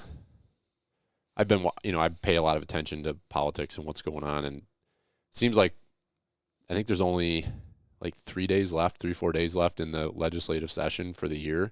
I think it's like the first week of June that they're going to wrap up in Albany, and a lot of the stuff that's out there doesn't seem like it's going to ever get spoken to or seen or anything. Like, I think things are kind of just going to fizzle out here. Yeah. But I don't. Crossbows already didn't even make it into the discussion. Yeah. That there is frustrating, and it sounds like they basically, the person who's in charge of that committee basically just said, we're just not even going to. Yeah, we're not even going to discuss it. Yeah, they're going to table it. They tabled it, which sounds like that's kind of how they basically kill a bill. Or they just don't even address it, just to pretend that it doesn't even exist, So it's I don't know. Some of this stuff, I'm glad that there's so much going on with the legislation proposal and everything that's going on. It's election year. It's wild at the state level, but it also makes me worried because it's like, could there be a time where they're just going to in this last few days they're just going to shove a bunch of stuff through. Right. But I don't know. So I don't know where that holiday hunt thing is at. I haven't heard much discussion about it. I know that there was some discussion or proposed legislation to push that back to the counties for them to allow to opt in or out on the holiday hunt, whereas this year it was open everywhere, across the southern region. But I know I did message, I know I talk so much about sending your messages and doing your stuff. Like, it is frustrating. It is demoralizing because it feels like it just literally means nothing. Like, all of the messages that I send and everything, my representatives, like, they support what our feelings are on things. Like, I get messages back and like, oh yeah, like so-and-so is anything 2A, like, supports, or anything pro hunting or pro this or that supports it. Like, okay, because that representative represents us, like our typical person in this region, whether it's Wyoming County, this portion of Western New York, whatever. But it's most of the stuff is getting driven totally outside of the area. So if they do allow counties to decide whether they want the holiday hunt, who within the county is making that decision that we need to talk to? It would be the county legislators. Executive or whatever. Yeah. So like Wyoming County is a little bit different because they have their structure in the county. They don't really have like assembly members. It appears like Wyoming County is the way that they handle it. They have like a board where it's all of the town supervisors and the elected people within the towns are, they are collectively the assembly for, like, you go to Monroe County, a much more populated area, they have a county legislator of all these people that are brought together. They are elected for each zone, but we're so small here in Wyoming County as far as population goes that every town has its representatives that you speak to. So like with us here, literally it's our town supervisor. Like, you just say to, communicate with them the way you feel, or with that board itself, and let them know. But well, if there's one person, we just need to have some beers with that person. Yeah, and that could be arranged. Yeah. Let's do that. Yeah. Let's put that on our schedule. Yeah, like it's fun to be I take enjoyment out of getting involved in that process. I've been on the town zoning board now and gone to, motherfucker, come on, scroll down. We got a message there. Oh, Judas Priest, the black flies are god awful. Oh yeah. Yeah, Joe message there. My family was all out at the pond there last Saturday, and Brian's too, and all of us got just crushed by the black flies, just eaten alive. Oh yeah. Emma said it got so bad at one point. They were swimming around in the pond there. She said it got so bad that she stopped fighting them. She's like, screw it, I just let them bite me. I hope that they don't seem as bad. They were really bad last weekend, and it seemed, I don't know, we'll see how they are this weekend. It just makes it not fun to be out right now when they're that bad. Well, it's worse at the water. Get away from for the water, sure. It's not as bad. But when it's 85 degrees out and hot, you want to be in the water or near the water. So how is that pond in pretty good shape right now? It looks pretty good. It needs some dye and a little bit of weed care. Some weeds starting to grow up around in it. So we got to get it under control before it, because it's a recreational pond. Right. So the kids want to swim in it and stuff like that. So we're going to try to keep it under control. What do we need to do to get some dye? Is there anybody who's championing that or no? Yeah, Brian keeps talking to Dad about it. Every time we're together, I hear him asking, so you're going to put some dye in that pond, or, and Dad's like, yeah, I think we'll do that, but no, it doesn't. Robert's got a lot going on. He's moving. He's shaking. He's got a lot going on. I almost feel like we just need to take that bull by the horns, but I wouldn't want to go dye in the pond and then have Robert show up and be like, what the freak? Who did that? Oh, Slick Willie was over here dumping shit in your pond. We'll just blame you anyway. We'll blame Trigger. Is that the way? Yeah, because that's the way to go, because then the two of them will just get fired up with each other, and that's definitely the way to go. But yeah, so back on the legislative discussion, I foresee that a lot of things are just going to be left open-ended on that end of things with legislation this year because we're so close to the end. Unless the governor calls a special session, I think that's the only way that anything can. Well, at least let us know, because last year they left us hanging. I mean, it was November at least. It might have been December when we learned that we could hunt the holiday hunt. It was late. It was late, but it was. I want to say that the final comment period was maybe like middle of November, like November 14th or something. And then they made that decision. So it's wild. Like, that's in the season. That's in the end of the season. Right. It was like gun season when we found out, I think. So did you – I haven't really spent much time looking at the harvest report, the deer harvest report. Did you look at that? No. I haven't really spent much time, but I listened to Rich Davenport's podcast, the We Love Outdoors, and I listened to him because it had just come out maybe Tuesday, and he had just gotten a copy of it and looked at it, and he kind of high level looked at a few things, but the deer take was down 16% overall. I think that was the number he had, was 16% overall, that's pretty significant. We're just comparing it to 2020. Yeah. And, but down, so 2020 was up. Yeah.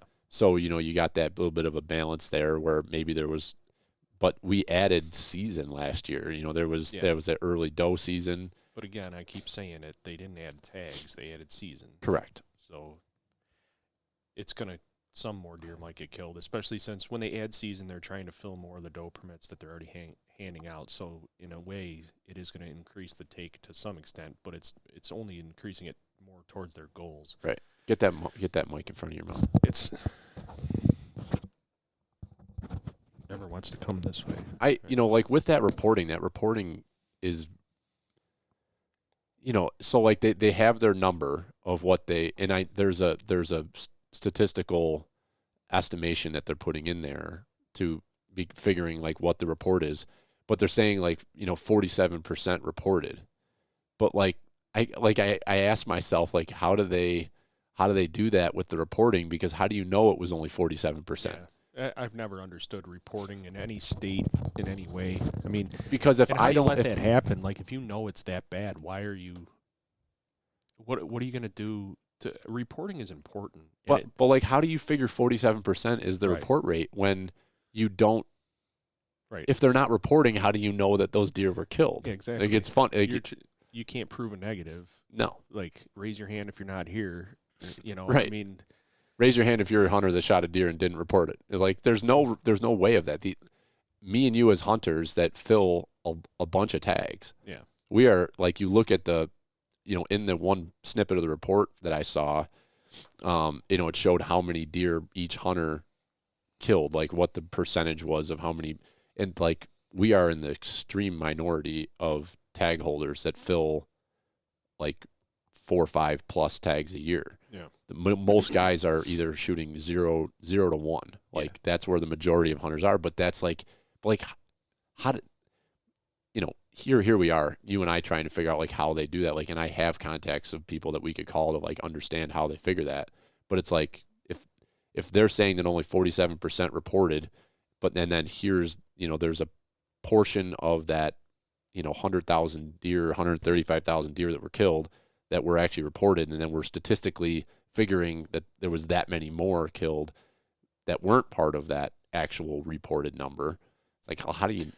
A couple of years ago, I listened to a podcast that I think it was someone from Pennsylvania that was kind of explaining how that worked, but I don't remember. It made sense as he was talking about it, how they estimate that, because they have to do it everywhere. I mean, it's not like we're special in that way. No.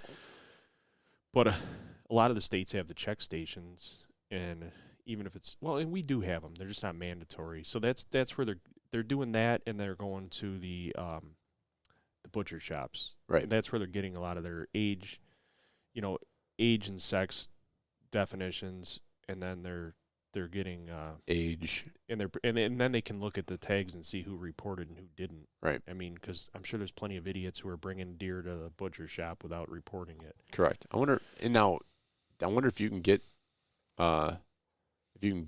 fined for that. Yeah. Can you? Yeah. Yeah, they get your name and information, and hello, sir, you have violated the law. And I feel like they've made it pretty simple. They've made it fairly simple because there's an app now. Yeah. But they keep changing the app, and you have to re-log into it and stuff. Like it's still more difficult than it needs to be, Yeah. I think. But it's I've not just that been hard. I've just been using the website, the actual decals website, Yeah. and going on there. That's where I buy my dough tags. I do that. New York there. State keeps changing everything. I mean, they had the PALS system or whatever it was, and I got used to that and liked it, and then they went and changed it again. Yeah.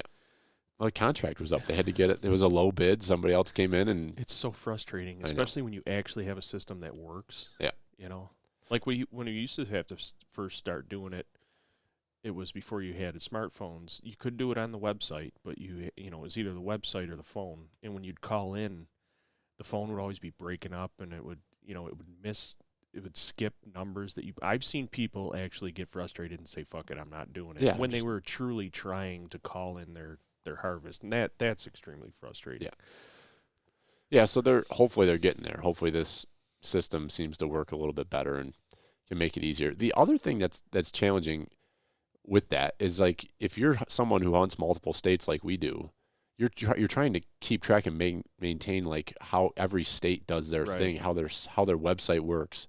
It's wild. Like, it really is. Like, when you're doing it in multiple places, it is pretty difficult to keep track of Yeah. usernames, password, ID numbers. It's just like Imagine being the hunting public. Judas Priest. They always make a point of showing their tags so they seem to have like an app for every state that they Right. go to, and they show you. Yeah, their phones must that be they're doing- loaded. Oh my God, yeah, they must have pages full of just apps for harvest reporting, but just keeping track of the laws and the harvest or the all the regulations and bag limits and everything in all the different states that you go to. It's pretty amazing that what they have to keep track of. It is. It's literally their full-time job. Yeah. And they're so public about what they do that they got to have all their shit Yeah. in line, But, yeah. So, I'm looking forward to getting into the food plot stuff. I appreciate people hanging along with us here. Haven't been super regular with the podcast, and it feels we've still kind of been putting them out. We haven't really fallen off the train too bad, but it hasn't been our consistent, Wednesday night lives. I don't know, probably still do some of that, but I think some of this stuff, like you and I talked about throughout the summer, like if we can get together for, an hour or so in the morning, certain days of the week, and just cross our schedules up to get on here and shoot the shit about what's going on and what we're working on, things like that. But, I think that's kind of how we'll transition through the summer and then getting into hunting season.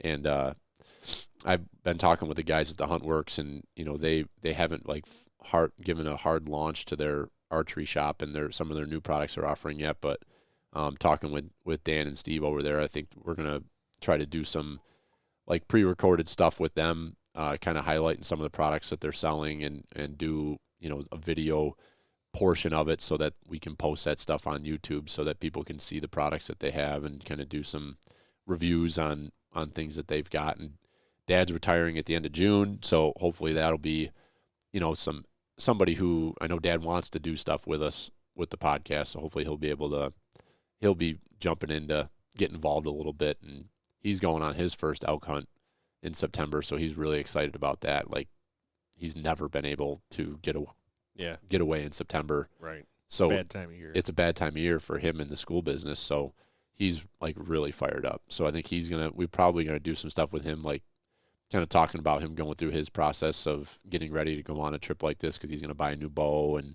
he's got to get himself in shape. He's been sitting behind a desk for 38 years. So it's 3 months away. I know, but he's gonna do it, Dallas. Oh yeah, he's gonna get it. They're tomorrow. going. Yeah. Well, he'll get started on July 1st when he's officially retired. But he's going with Uncle Tim. They're going back to the same place that Tim and Chris went last fall, Bear Creek Outfitters in Colorado, kind of south of not south of Grand Junction, of Glenwood Canyon, kind of on the western. It's on the western slope over in that region. So Uncle Tim and Uncle Chris had a great time there last year. It's kind of a it's an outfitted hunt. They have, it's a essentially I think it's gas, like a gas lease. There's a lot of like gas, what do you call it? Roads. Yeah, like they're like pads. They're like the big areas where they've got the pads where they've got the gas wells. Wells is what it is. So like this property, it's all surrounded by, I believe that's still the White River National Forest there, but it's like 20,000 acres. It's a lot of land, and a lot of like pre-hung tree stand sets and things like that. So they're not going to necessarily be out walking, 20 miles a day, killing themselves. But yeah, Dad's pretty fired up about that. So good for him. I'll be living vicariously through him for a few years as he all of a sudden finds himself getting. Yeah, that's how I elk hunt vicariously through us. Yeah. Every couple of years, you look at the pain and suffering we go through. Yeah, I have no problem missing it. I kind of miss you guys when you're gone, but we miss you too, Dad. I don't really man, I wish I was there. No, and it'll be a couple of years, I think, before I get back out west and do that. It's just not in my deck of cards. Yeah. But that's why you do it when you can, and I did it. Yeah, I did 2 Western trips, so at least you can always say you did it. You fired your shot. You got out there and felt that adventure. Yeah, felt that pain and suffering. Yeah, I'd like to this September. I think I'd like to try to go back. Get back to the Harvey bear hunt this year. So I would like to try to do that. I call it the Harvey bear hunt. Bear hunt. Well, your only experience of the bear hunt was there wasn't much hunting. There wasn't a lot of hunting that year. We had fun though. We had a lot of fun, but that's kind of what that is. But when it happens up there. It's like every few years it's been. I think it was 2017 that they shot that bear. Yeah. Adam did. There's definitely bears that come out of there. Oh yeah, but it's not. It's a get together. It's like last weekend. Jimmy went up there they do one weekend a year. They go up there during turkey season. Yeah. And they do a muzzleloader hunt a deer hunt up there too. Of course, Jimmy's got his in-laws up there, so he has a ready-made excuse to drive up there. Oh, for sure. But like they've got their muzzleloader weekend. They've got their turkey weekend that they go every year, and it's usually the third weekend of May that they go up to Tim's place, and Tim and Chris and if whoever else can join. And like Jimmy told me, he's like, we were up until 3. He's like, my head hit the pillow at 3 a.m. on Friday night. He's like, I wasn't worth a shit turkey hunting. The bird that Jimmy's been after up there, he's been up there 2 or 3, 2 weekends to hunt up north, and he's got cell cams up there, and his father-in-law is telling him what's going on. But like Jimmy was telling me, he's sleeping at his in-laws because his in-laws is right down the road from Tim's camp. He's sleeping at his in-laws, and it's like 6:30, 7 o'clock, and Jim, his father-in-law Jim, comes up and knocks on the door. He goes, "Hey, that bird's been out there gobbling since sunup." Because his father-in-law, he's up early every morning, sits out back, drinks his coffee on the deck. And bird's just been hammering all morning. And so Jimmy said to him that they went out and sat in the blind at like 9 o'clock. Or it might have been 8, whatever. But he's like, the sun had come up and that blind was just cooking. It was like 75 degrees already. Yeah. Jimmy's like, I was sitting there. He goes, I couldn't do it. He goes, I went back and I laid down for an hour and a half, and we came back out at 11 and made a run at the bird late morning and had him going like he was going nuts. So, but those trips to go do that stuff, it's whatever you're trying to get from it. Those trips for us going up there, you've only got a couple days, and it's getting everybody together, and it's just the excitement in camp to have the group together. Yeah. But it's just the year that I went, it got super exciting. Oh yes. Yeah. I had a blast. Oh, it was. Yeah. And I'd like to get you guys back up there again for sure to join us with that. The year 2020 when we went, and Brian and Danny and we took the boat, and that was a good time. Like, I'd love to do that again. So there's a lot of shit like that we can do. That's, short little adventures that we can go do that. But, yeah, it's going to be, I think it'll be a good fall. I think all the work you've been doing that we've been doing is going to hopefully pay off. And we got some bucks hanging on the property and some horns growing. Yeah. That's the most exciting thing for me is I've got 4 target bucks already that I'm hoping to hunt, that 4 bucks that survived their 3.5-year-old years that I verified alive. Yeah. All of them. So I'm super stoked about that. I've never had anything like that, and one of them might be a giant. So That's the one that you wanted to go after last year, right? the buck that I started hunting last year, even though I knew he was 3, then I ended up killing my buck, which was even bigger than him. Right. And then I backed off and stopped. It's not that I wouldn't have killed him if I had the opportunity, probably, because you're not going to pass a buck like that. But I was hoping that he'd live through the year, and he did. It took me 3 or 4 months to verify it. But yeah, I got him.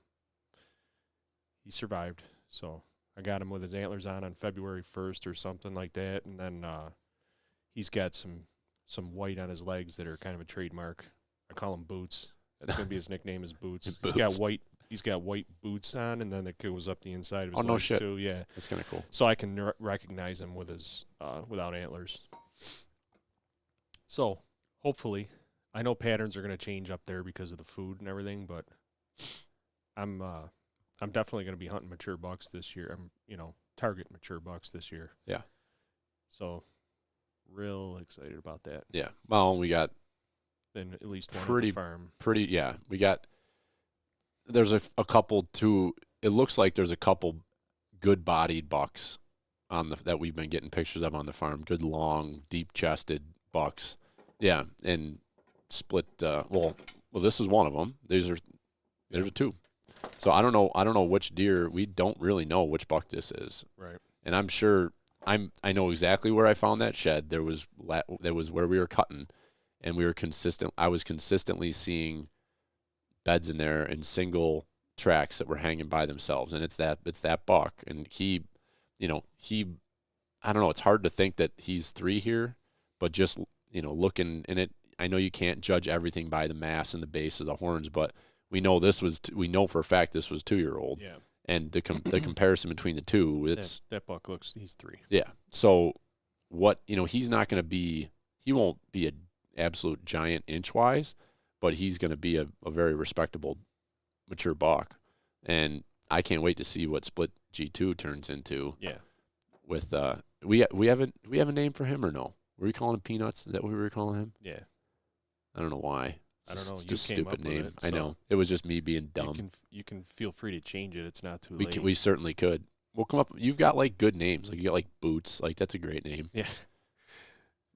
I don't know what we're gonna call him, but we'll come up with something. I wasn't calling that deer. I thought about Boots last year, and then I'm not a big deer namer, but after I saw him with his antlers off, and I was like, dude, that's him. Like I remembered. I'm like, no shit.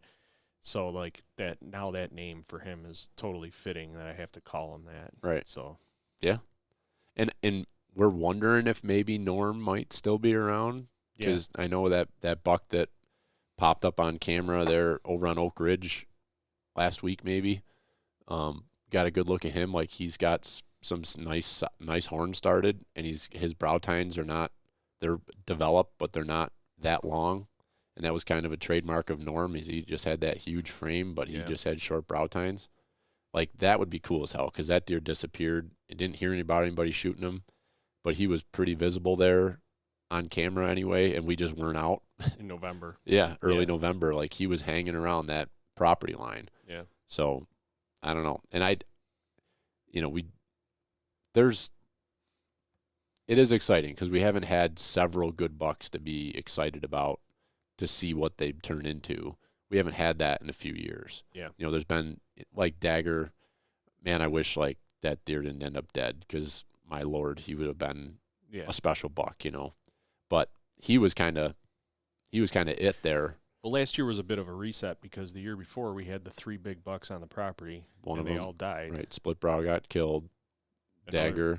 And the lefty got killed by a bow hunter. That's right. Down on to the Shellcup north. Road. Yeah. Yeah. So it was kind of a reset, because it was like those were the 3 bucks and they were dead, and we didn't know how big Dagger was. He didn't take good. We had a couple of pictures of him where he looked pretty big, but then there was others where it's like, he's a 3-year-old. Right. And then we found him dead, and it's like, oh my God, we should have been hunting this deer. Well,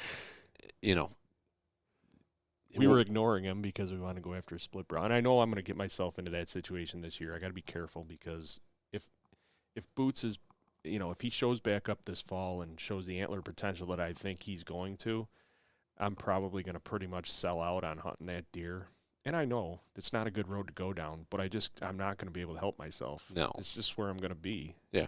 So. But look at where you were last year. That was the deer that you kind of had your sights on last year, and then out steps this deer that you didn't. You thought when you first saw him, you thought it was him. Yeah, I didn't know it wasn't him until I recovered him. Right.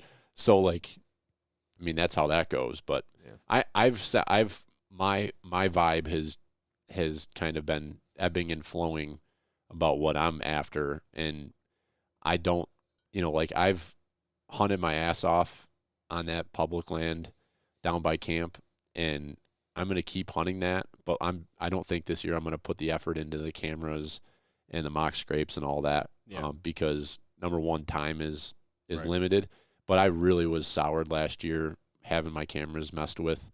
That really pissed me off. For sure. That just totally changes everything. Yeah, and it's like, why am I wasting my time and money in here if I've got people that are messing with my stuff? Well, and the thing is, too, the way you hunt, slip in, slip out with your mobile setup and everything, that person that was messing with you was trying to tell you to go away. Right. So if you stop hanging cameras in there, he might think you're gone. Right. Yeah, and I heard Steve, I'm pretty sure it was Steve I heard talking about this, whether it was on one of his posts or on a podcast, I can't remember recently, but, it's one of the problems with like setting up cameras on public and doing things that are kind of trademarked to like what you do. Not that people know it's me, right? But like in the area where Steve's hunting, like Steve is very public about what he's doing. He's running his guide service. Like everybody knows what's happening in the region that he hunts out of. Everybody kind of knows where he is. Yeah. And I can't believe he doesn't have more problems. I mean, it seems like he's inviting it.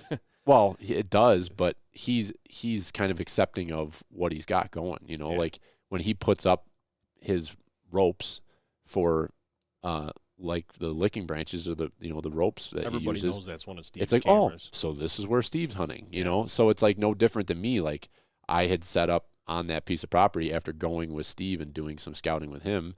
Then and seeing how he does his approach, I went and did some of that on the property I was hunting, and immediately it's an attractant to like, oh, I wonder what's going on over here. Right. Like I was creating these mock scrapes, and they're in areas that I didn't appear anybody was walking, but I put a camera up on it, and I'm getting people walking by, and it's like, what the hell are these guys doing in here? But like they found all my spots, and it's like, all right, well I just triggered like everybody to know that there's somebody interested in what's going on in here. There's two different kinds of public land hunters. There's the kind like me and you that see that someone is hunting a spot and then stays away Backs from out it. of there. Correct. And there's the other guy that goes, well, that's my spot now. Mm-hmm. I'm whatever this guy's got going on, either they want to try to ruin it for you or they just want to take it from you. Right. Like they just can't help the temptation of being like, well, must be a good spot or something. Like, I don't know why you would think that, but yeah. I mean, just to me, I'm like, oh shit, somebody's hunting here. I'm going somewhere else. Right. Well, that's pretty accurate. I think that's a pretty accurate description. There's the two types because I think that's what you got. And then there's Elmer Fudd too. Then there's the Fudd. So there's three. Three kinds of public land hunters. Yeah. And I think my approach, I'm gonna keep hunting that spot because I just have I've had so much success there. Thing is, it's a good spot, so just hunt it. Yeah. And I don't know if I'll hunt it much with the bow, but I know my gun spot and I know where I like to sit with that, and it's been productive, very productive. Yeah. So, I know if I had the time and if I lived closer, if it wasn't an hour and a half away, that I could make my approaches in there and go more aggressively at it. But it's like as I'm transitioning, it's no different as with this turkey season. Like my time is just so limited, and I really don't hunt here very much. But like as my time becomes more limited and as I have more going on and I have to just pick and choose my evenings or my mornings that I can hunt, it's like that's one of the things that I want to do. I want to try to hunt here a little bit more because I don't have that much time. So the time I have, I think mornings I'm kind of like, Well, I talk about it all the time. It's optimizing your time to hunt. Right. It's not just like, oh, I got some time and I'm gonna go and like sit in a random tree stand that I got pre-hung. Like, you have to have a purpose for every time you want to hunt. Yeah. You know, and that's why I don't. That's why I rely heavily on cameras on private land. Is I want to know what's out there. I'm not trying to pattern deer off of them necessarily, but I want to know what I'm hunting. right. You know, so when I climb in a tree stand for my limited amount of time, it's usually an afternoon hunt, and I'm specifically setting up to try to kill a specific buck. Yeah. Or type of deer. You know, that's where all your work goes into, so that I want to feel like when I dedicate that time to one hunt, I feel like going into it that I got a chance to make it happen. Yeah. Like, there's not a lot of, I mean, it's another thing when I grab Emma and we go and sit on the edge of a field and try to kill a doe. That's another type of hunt. Right. But I like to, when you hunt the local private land spots, you should be keyed into what's going on Yeah. to the point where you feel like you have a goal every time you go and hunt. Yeah, agreed. And I think that's a good point, is like when that is our approach when we are hunting our private property. It is so methodical of when we're going, how we're going, why we're going. But like when I have those, when I know I'm going to have a couple days off at the end of the hunting season for the last 2 days of muzzleloader or whatever, I love to hunt those days. I just am like, I don't really have reservations. If there isn't something that's going on here on private that tickles my fancy, I'm just going to go bomb around on some public land and just see what happens. Right. And I think that's, it's maximizing your time and your opportunities when you have the time. And don't, that's why I love having the mixture of Right. opportunity to both do that and go to public. Because if all I had was public, I would still get, I've shot more deer on public over the last 4 or 5 years than I have on private property. But I almost find it easier to just go and accomplish what I want to on public, because I don't have the reservations of what I'm going there to do. Right. When I go over here, it's like we know we're after a certain age class. We're after, we've got a small group of does that are on this 40 acres worth of timber. It's like, that's all I've got to work with. So you got to be very methodical about what Right. you're doing. When you're going to a place where it's hundreds of acres of big woods, it's like, if I see something with good legal horn that trips my It's trigger, a totally different kind of hunt. Yeah. An expectation. if I have a doe tag I'm looking to fill Yeah. and there's does here, I'm going to shoot one. It's a no pressure hunt Yeah. too. Yeah, agreed. I feel like the pressure of those public land hunts is just of getting in there, getting set up. Like, that's half the battle is getting set up in a spot, and it is. It's just a totally different hunt. Yes. So it feels like once you get set up and ready, you're just like, I feel like you've won. It's already like you've won, and hopefully something comes by and you'll get excited and shoot it. So, Yeah, you want to know what time of year I don't like? I don't like the first week in November, because I'm freaking stressed out because I'm trying to make shit happen. Yeah. And I'm fucking around in the Yeah. woods, like making mistakes. Yeah. That's where I was at this year. This past year, I was pressing so hard, and I was frustrated because I was hunting more than I have in years past, trying to push and trying to get in there and trying to make things happen. And then I botched a shot at the buck. That one buck, I basically walked right into him. He was cruising, and I was trying to get to my spot, and he walked right into me, and I just messed up that shot. I freaking shot and jerked the trigger, shot a tree, arrows flying sideways through the woods, and he's like, it was literally a can of corn. That deer walked into me at 25, 30 yards, standing there broadside in the middle of the hardwoods, and I was not in a good mental state, and it was a mess. I have a hard time that time of year. Yeah. Your expectations are so high that it almost feels like every moment in the tree that something's not working out for you. It's like, what's going wrong here? Should Like, I be why over this is there? the right, yeah. That's always the thing for me is, am I in the right spot? Should I move? Yeah. I've always had way more luck hunting just patterns of deer as opposed to the rut. I've just never. Yeah. Yeah, when it comes down to it, that's like, you got to look back at your previous seasons and previous experiences. There is people that is their time to shine.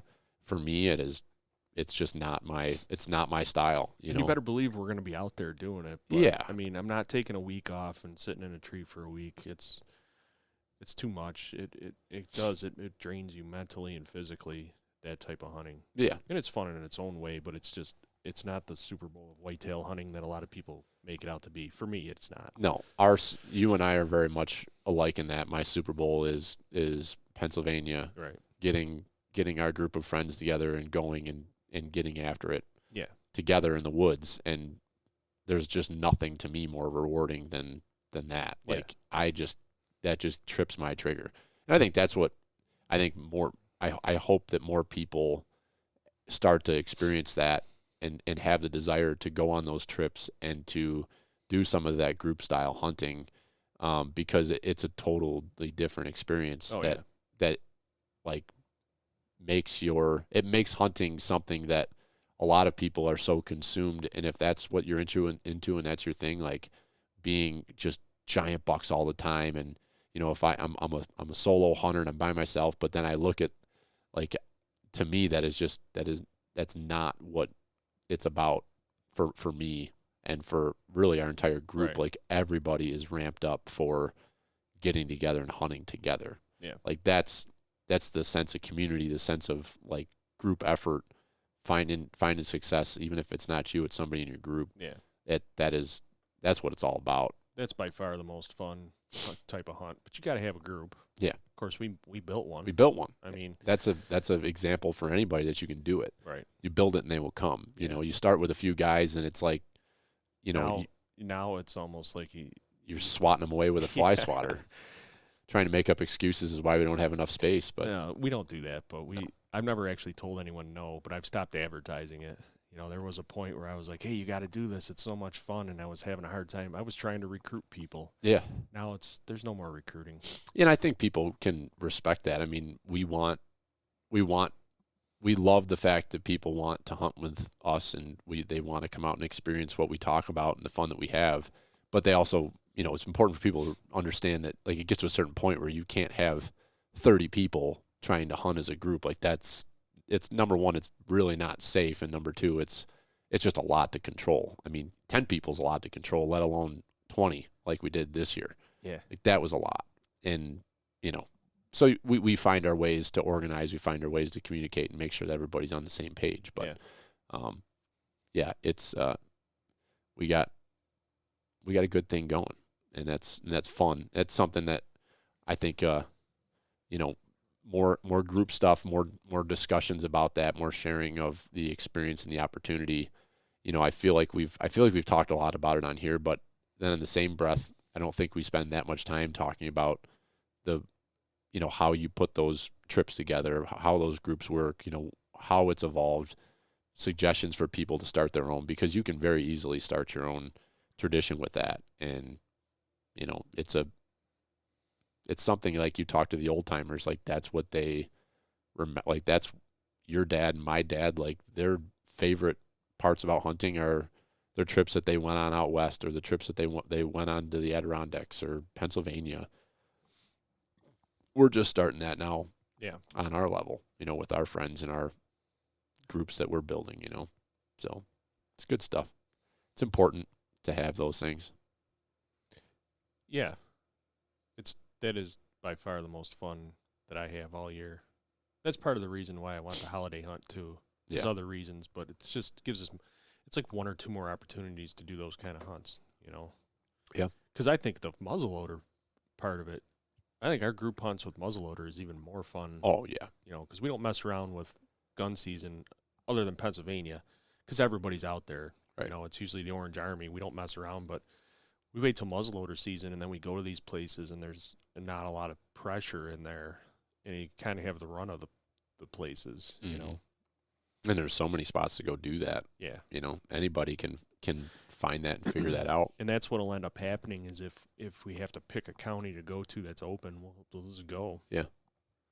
Whatever county it is, there'll be public land. We'll just organize a hunt. Yeah, and I don't think we're going to have, if it does go county by county, I don't think in the areas that we hunt, I don't think we're going to have a problem with that, because those are rural counties. You know, I could see Erie County pulling its shenanigans. I could see Monroe County pulling its shenanigans. But when you get into the southern tier and where all of this public land is and where there's a culture of hunting and the outdoor lifestyle, like I just don't see it being an issue in those areas. But I hope so. Yeah. I just really want Wyoming County too, because I spend so much time on my food plots that I want to be able to sit on them. Yeah. If deer season's open, I want to be able to sit by one of my food plots. For sure. You know. Yeah. There was the proposed bill by the hell's his name? Doesn't matter. But he proposed the bill for Wyoming County for crossbow to be legal for the entire season. That. Yeah. And like I was excited when I saw that, but then on the flip side, then I heard an opinion on that really actually made a lot of sense to me, where it's like it's not really great, because that's also setting the precedent that county by county is going to do their own thing. Right. And obviously that's popular here, but then that sets a precedent for other things being able to go county by county.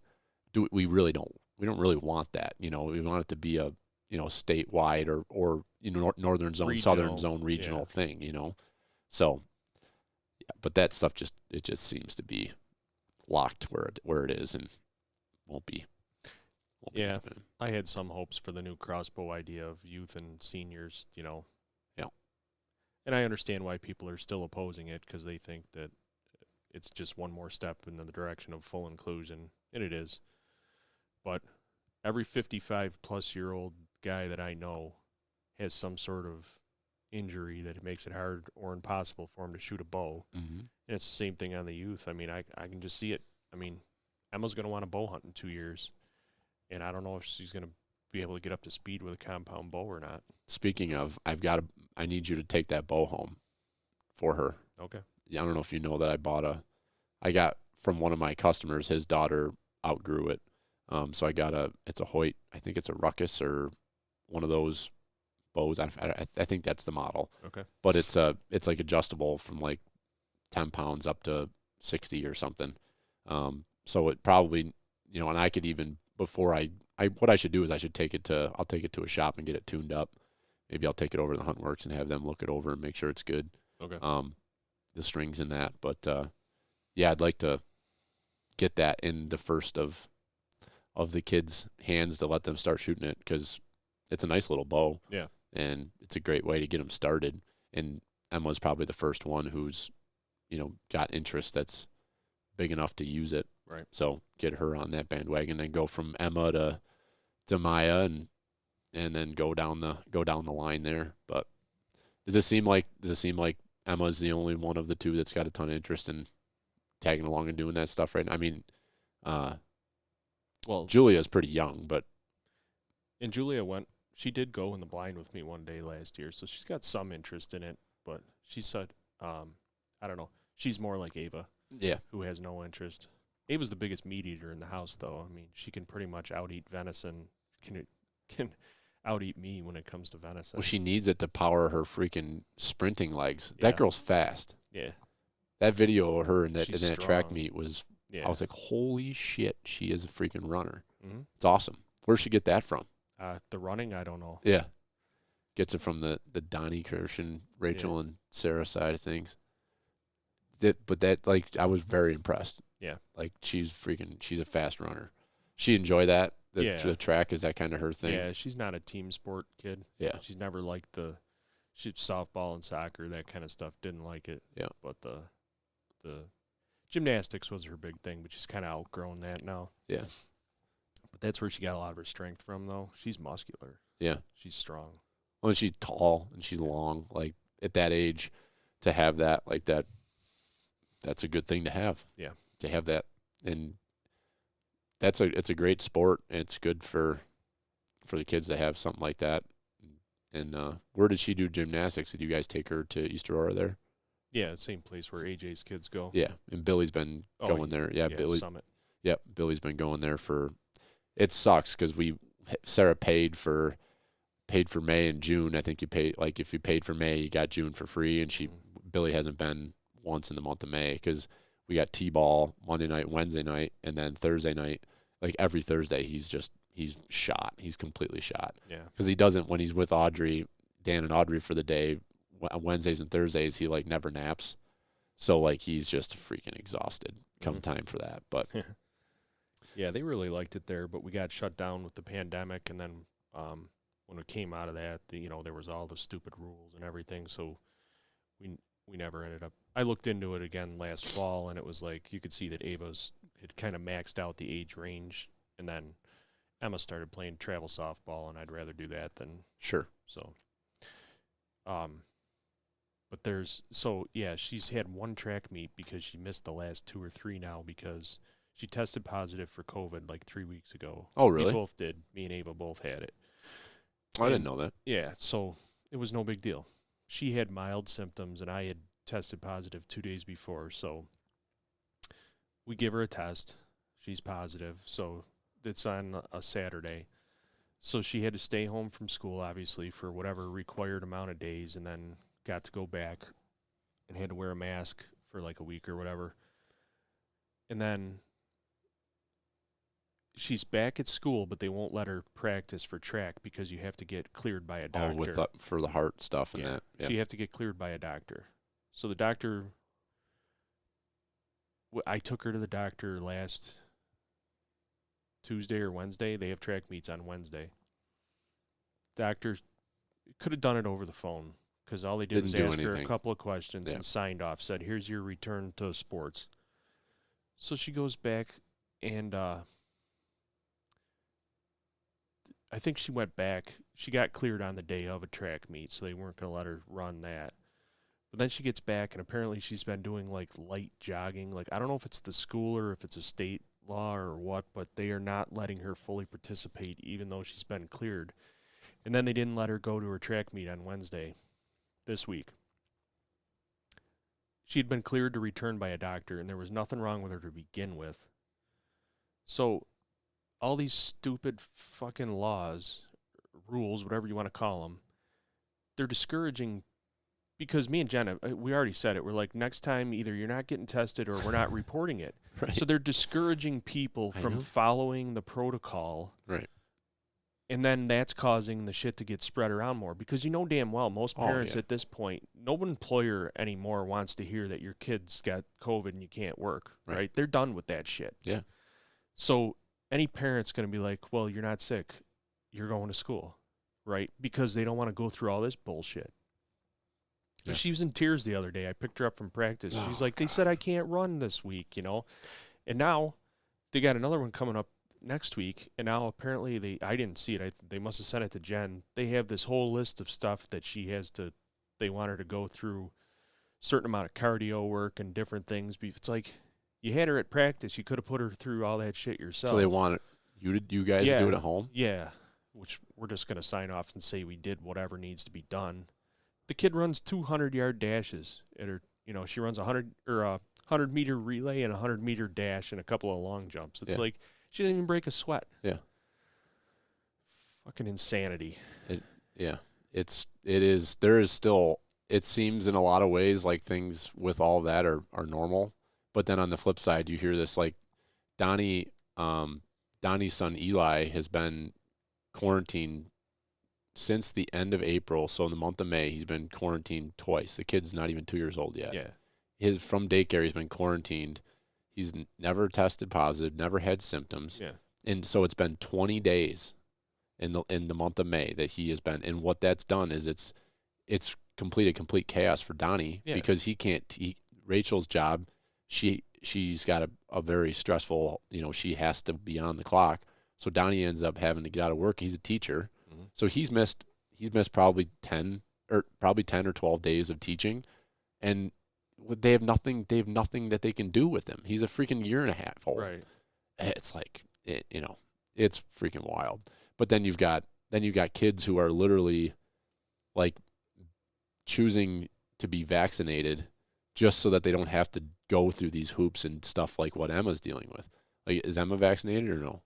No. So it's like it's Ava the one. Sorry, Ava. But still, no. We see no reason to get our kids vaccinated other than you would have to, and that's why adults are getting vaccinated too, so they don't have to put up with the bullshit of all the hoops that they make you jump through. Yeah. But I'm not. I already said I'm not getting it's just beyond the medical side of it. We went through COVID. We had COVID. I had the shot. I'm not getting another shot. No, not doing it. There's no because there's just no benefit. The rules and the protocols make no sense. You're hearing about people having all these wacky health things that it's hard to connect them to one thing or another. But you're just asking questions like, what is this all about? You know, and the reason why they're doing that with the kids is because it's like there's freak shit happening. There's like kids having heart issues. There's all these different things that there's no explanations for. But on the flip side of it, somebody goes and gets sick, and you know, like we had the flu here that came through the house. We never tested. Yeah. But we know that our friends of ours, their whole family had the flu, and we spent a lot of time with them, and pretty sure that's where it came from. And they went to the doctor and got tested for both the flu and for COVID, and it was the flu. Yeah. And that flu kicked our ass here. Like, oh yeah, that's far worse than COVID to most people. Billy and I had to take the day off last Monday, and I stayed home with him, and he, you know, throughout the week he would go a day where it seemed like he was fine, and then all of a sudden he'd be right back into it, freaking spiking a fever. It was wicked. And that was just the flu. It's like, this is nasty. Like, my sinuses were freaking plugged up. I blow my nose nonstop for a week and a half, and I couldn't kick it. I couldn't get rid of it. Yeah. And that was frustrating me because I try to take very good care of myself. I take vitamins, drink a lot of water. Like, I try to do all the right things. I was like, I can't kick this shit. Yeah. Like, this is nasty. But oddly, Sarah and Kate, we never were separated. Neither one of them got it. It was like, how is that even possible? Well, that's the thing. Even with COVID, Jen had it back in February. Yeah. And none of the rest of us ever got it or had symptoms. Yeah. So Still in the same house. Everybody's. And we took no precautions. Yeah. We don't give a shit. I mean, if we're gonna get it, I've been waiting forever to just get it so I could at least say I had it. So me not getting it from Jen made me think that I already had it and I had immunity, natural immunity to it. But I'll tell you, you know, from the start, the COVID thing has been so wild as far as obviously the insanity, but just medically even, they haven't been able to figure out so many things, but as far as how it spreads and the different strains and everything. But from the start, there was one thing they had right, was that it really didn't affect kids. Yeah. They knew that, they said that right away. Yeah. The kids weren't the super spreaders like they are with the flu and the colds and everything like that. Yeah. For whatever reason, they could get it, but they weren't really spreading it, and it didn't really seem to affect them unless they had other, and that was the other thing they said from the beginning was the pre-existing conditions or whatever. Yeah. But other than that, COVID it's not a kid killer. And yet, the insanity over what they are doing to these kids because of something that doesn't really affect them is wild. Yeah. Even just shutting down the schools. Yeah. There was no need for that. No. Like, okay, when the first, the 2 week, whatever, right? 2 weeks to slow the curve. 2 years later, we're still trying to slow the curve, right? Even though the curve we're just riding a roller coaster. We're 2 years into it, and I have a perfectly healthy kid who popped a positive test, and they're not letting her exercise. What is the best thing for anyone's health? Exercise. Being outside, vitamin D, exercising. Correct. This is nothing. We know this, yeah. We've known this for hundreds of years. Yeah. And yet, here we are. Right. Yeah, and that's the insanity of it. And what I think one of the things that bothers me is working close to the school system is the amount of educators that know that there's a problem and that kids are really struggling, but nobody is stepping up and saying enough is enough. Yeah. Like, these kids are struggling. Because of the social pressure on the other side. Correct. Of the insane people that are, it's always the protect the kids thing, right? That always is the most important thing. We're always concerned about kids' safety and health, and, especially in light of things that have been happening lately. But the COVID has we've only negatively affected their health based on what we've done to them as far as what we've taken away from their lives. It's mental health, yeah. It's physical too, though. It's because they're not playing sports and interacting with other kids and doing the things that normal kids do. We took that away from them. Yeah, and they're the ones that have no control. And that there's they still can't. people trying to stop giving it back to them. Yeah. I mean, we lose a year of life, and it's like, man, where'd that year go? Like, the last 2 years have been a blur, but we're adults. Yeah. When you're 10, 12, 15 years old and you lose 2 years of your life, you'll never get that back. Yeah. I mean, the We- development that they lose in that time is you're never going to recover from that. And it's our whole society. It's not like it's just our neighborhood or something. No. Yeah, and like talking to a couple people within the schools, like, you know, their demand for the need for psychological help, psychologists and therapists and that in the schools, like they've all doubled their staffing when it comes to that, and there's still not enough resources for the kids. And it's like, it's freaking crazy. Like, that's just to hear those things and then to talk to people who are actually educators, and the kids are just totally disconnected. They don't care. They're not engaged with the teachers. The teachers are not engaged with the kids because of all the things that have happened and all these restrictions and all the worries and am I too close? Am I this? Am I that? And it's like, then when you go, like, I'll turn it back around to like youth sports, and I go and I'm like, it's only an hour every 2 days of a week that I'm engaging with these kids at T-ball, but they're like fired up to be like engaged in something. Yeah. And I just think about that from a teacher's perspective.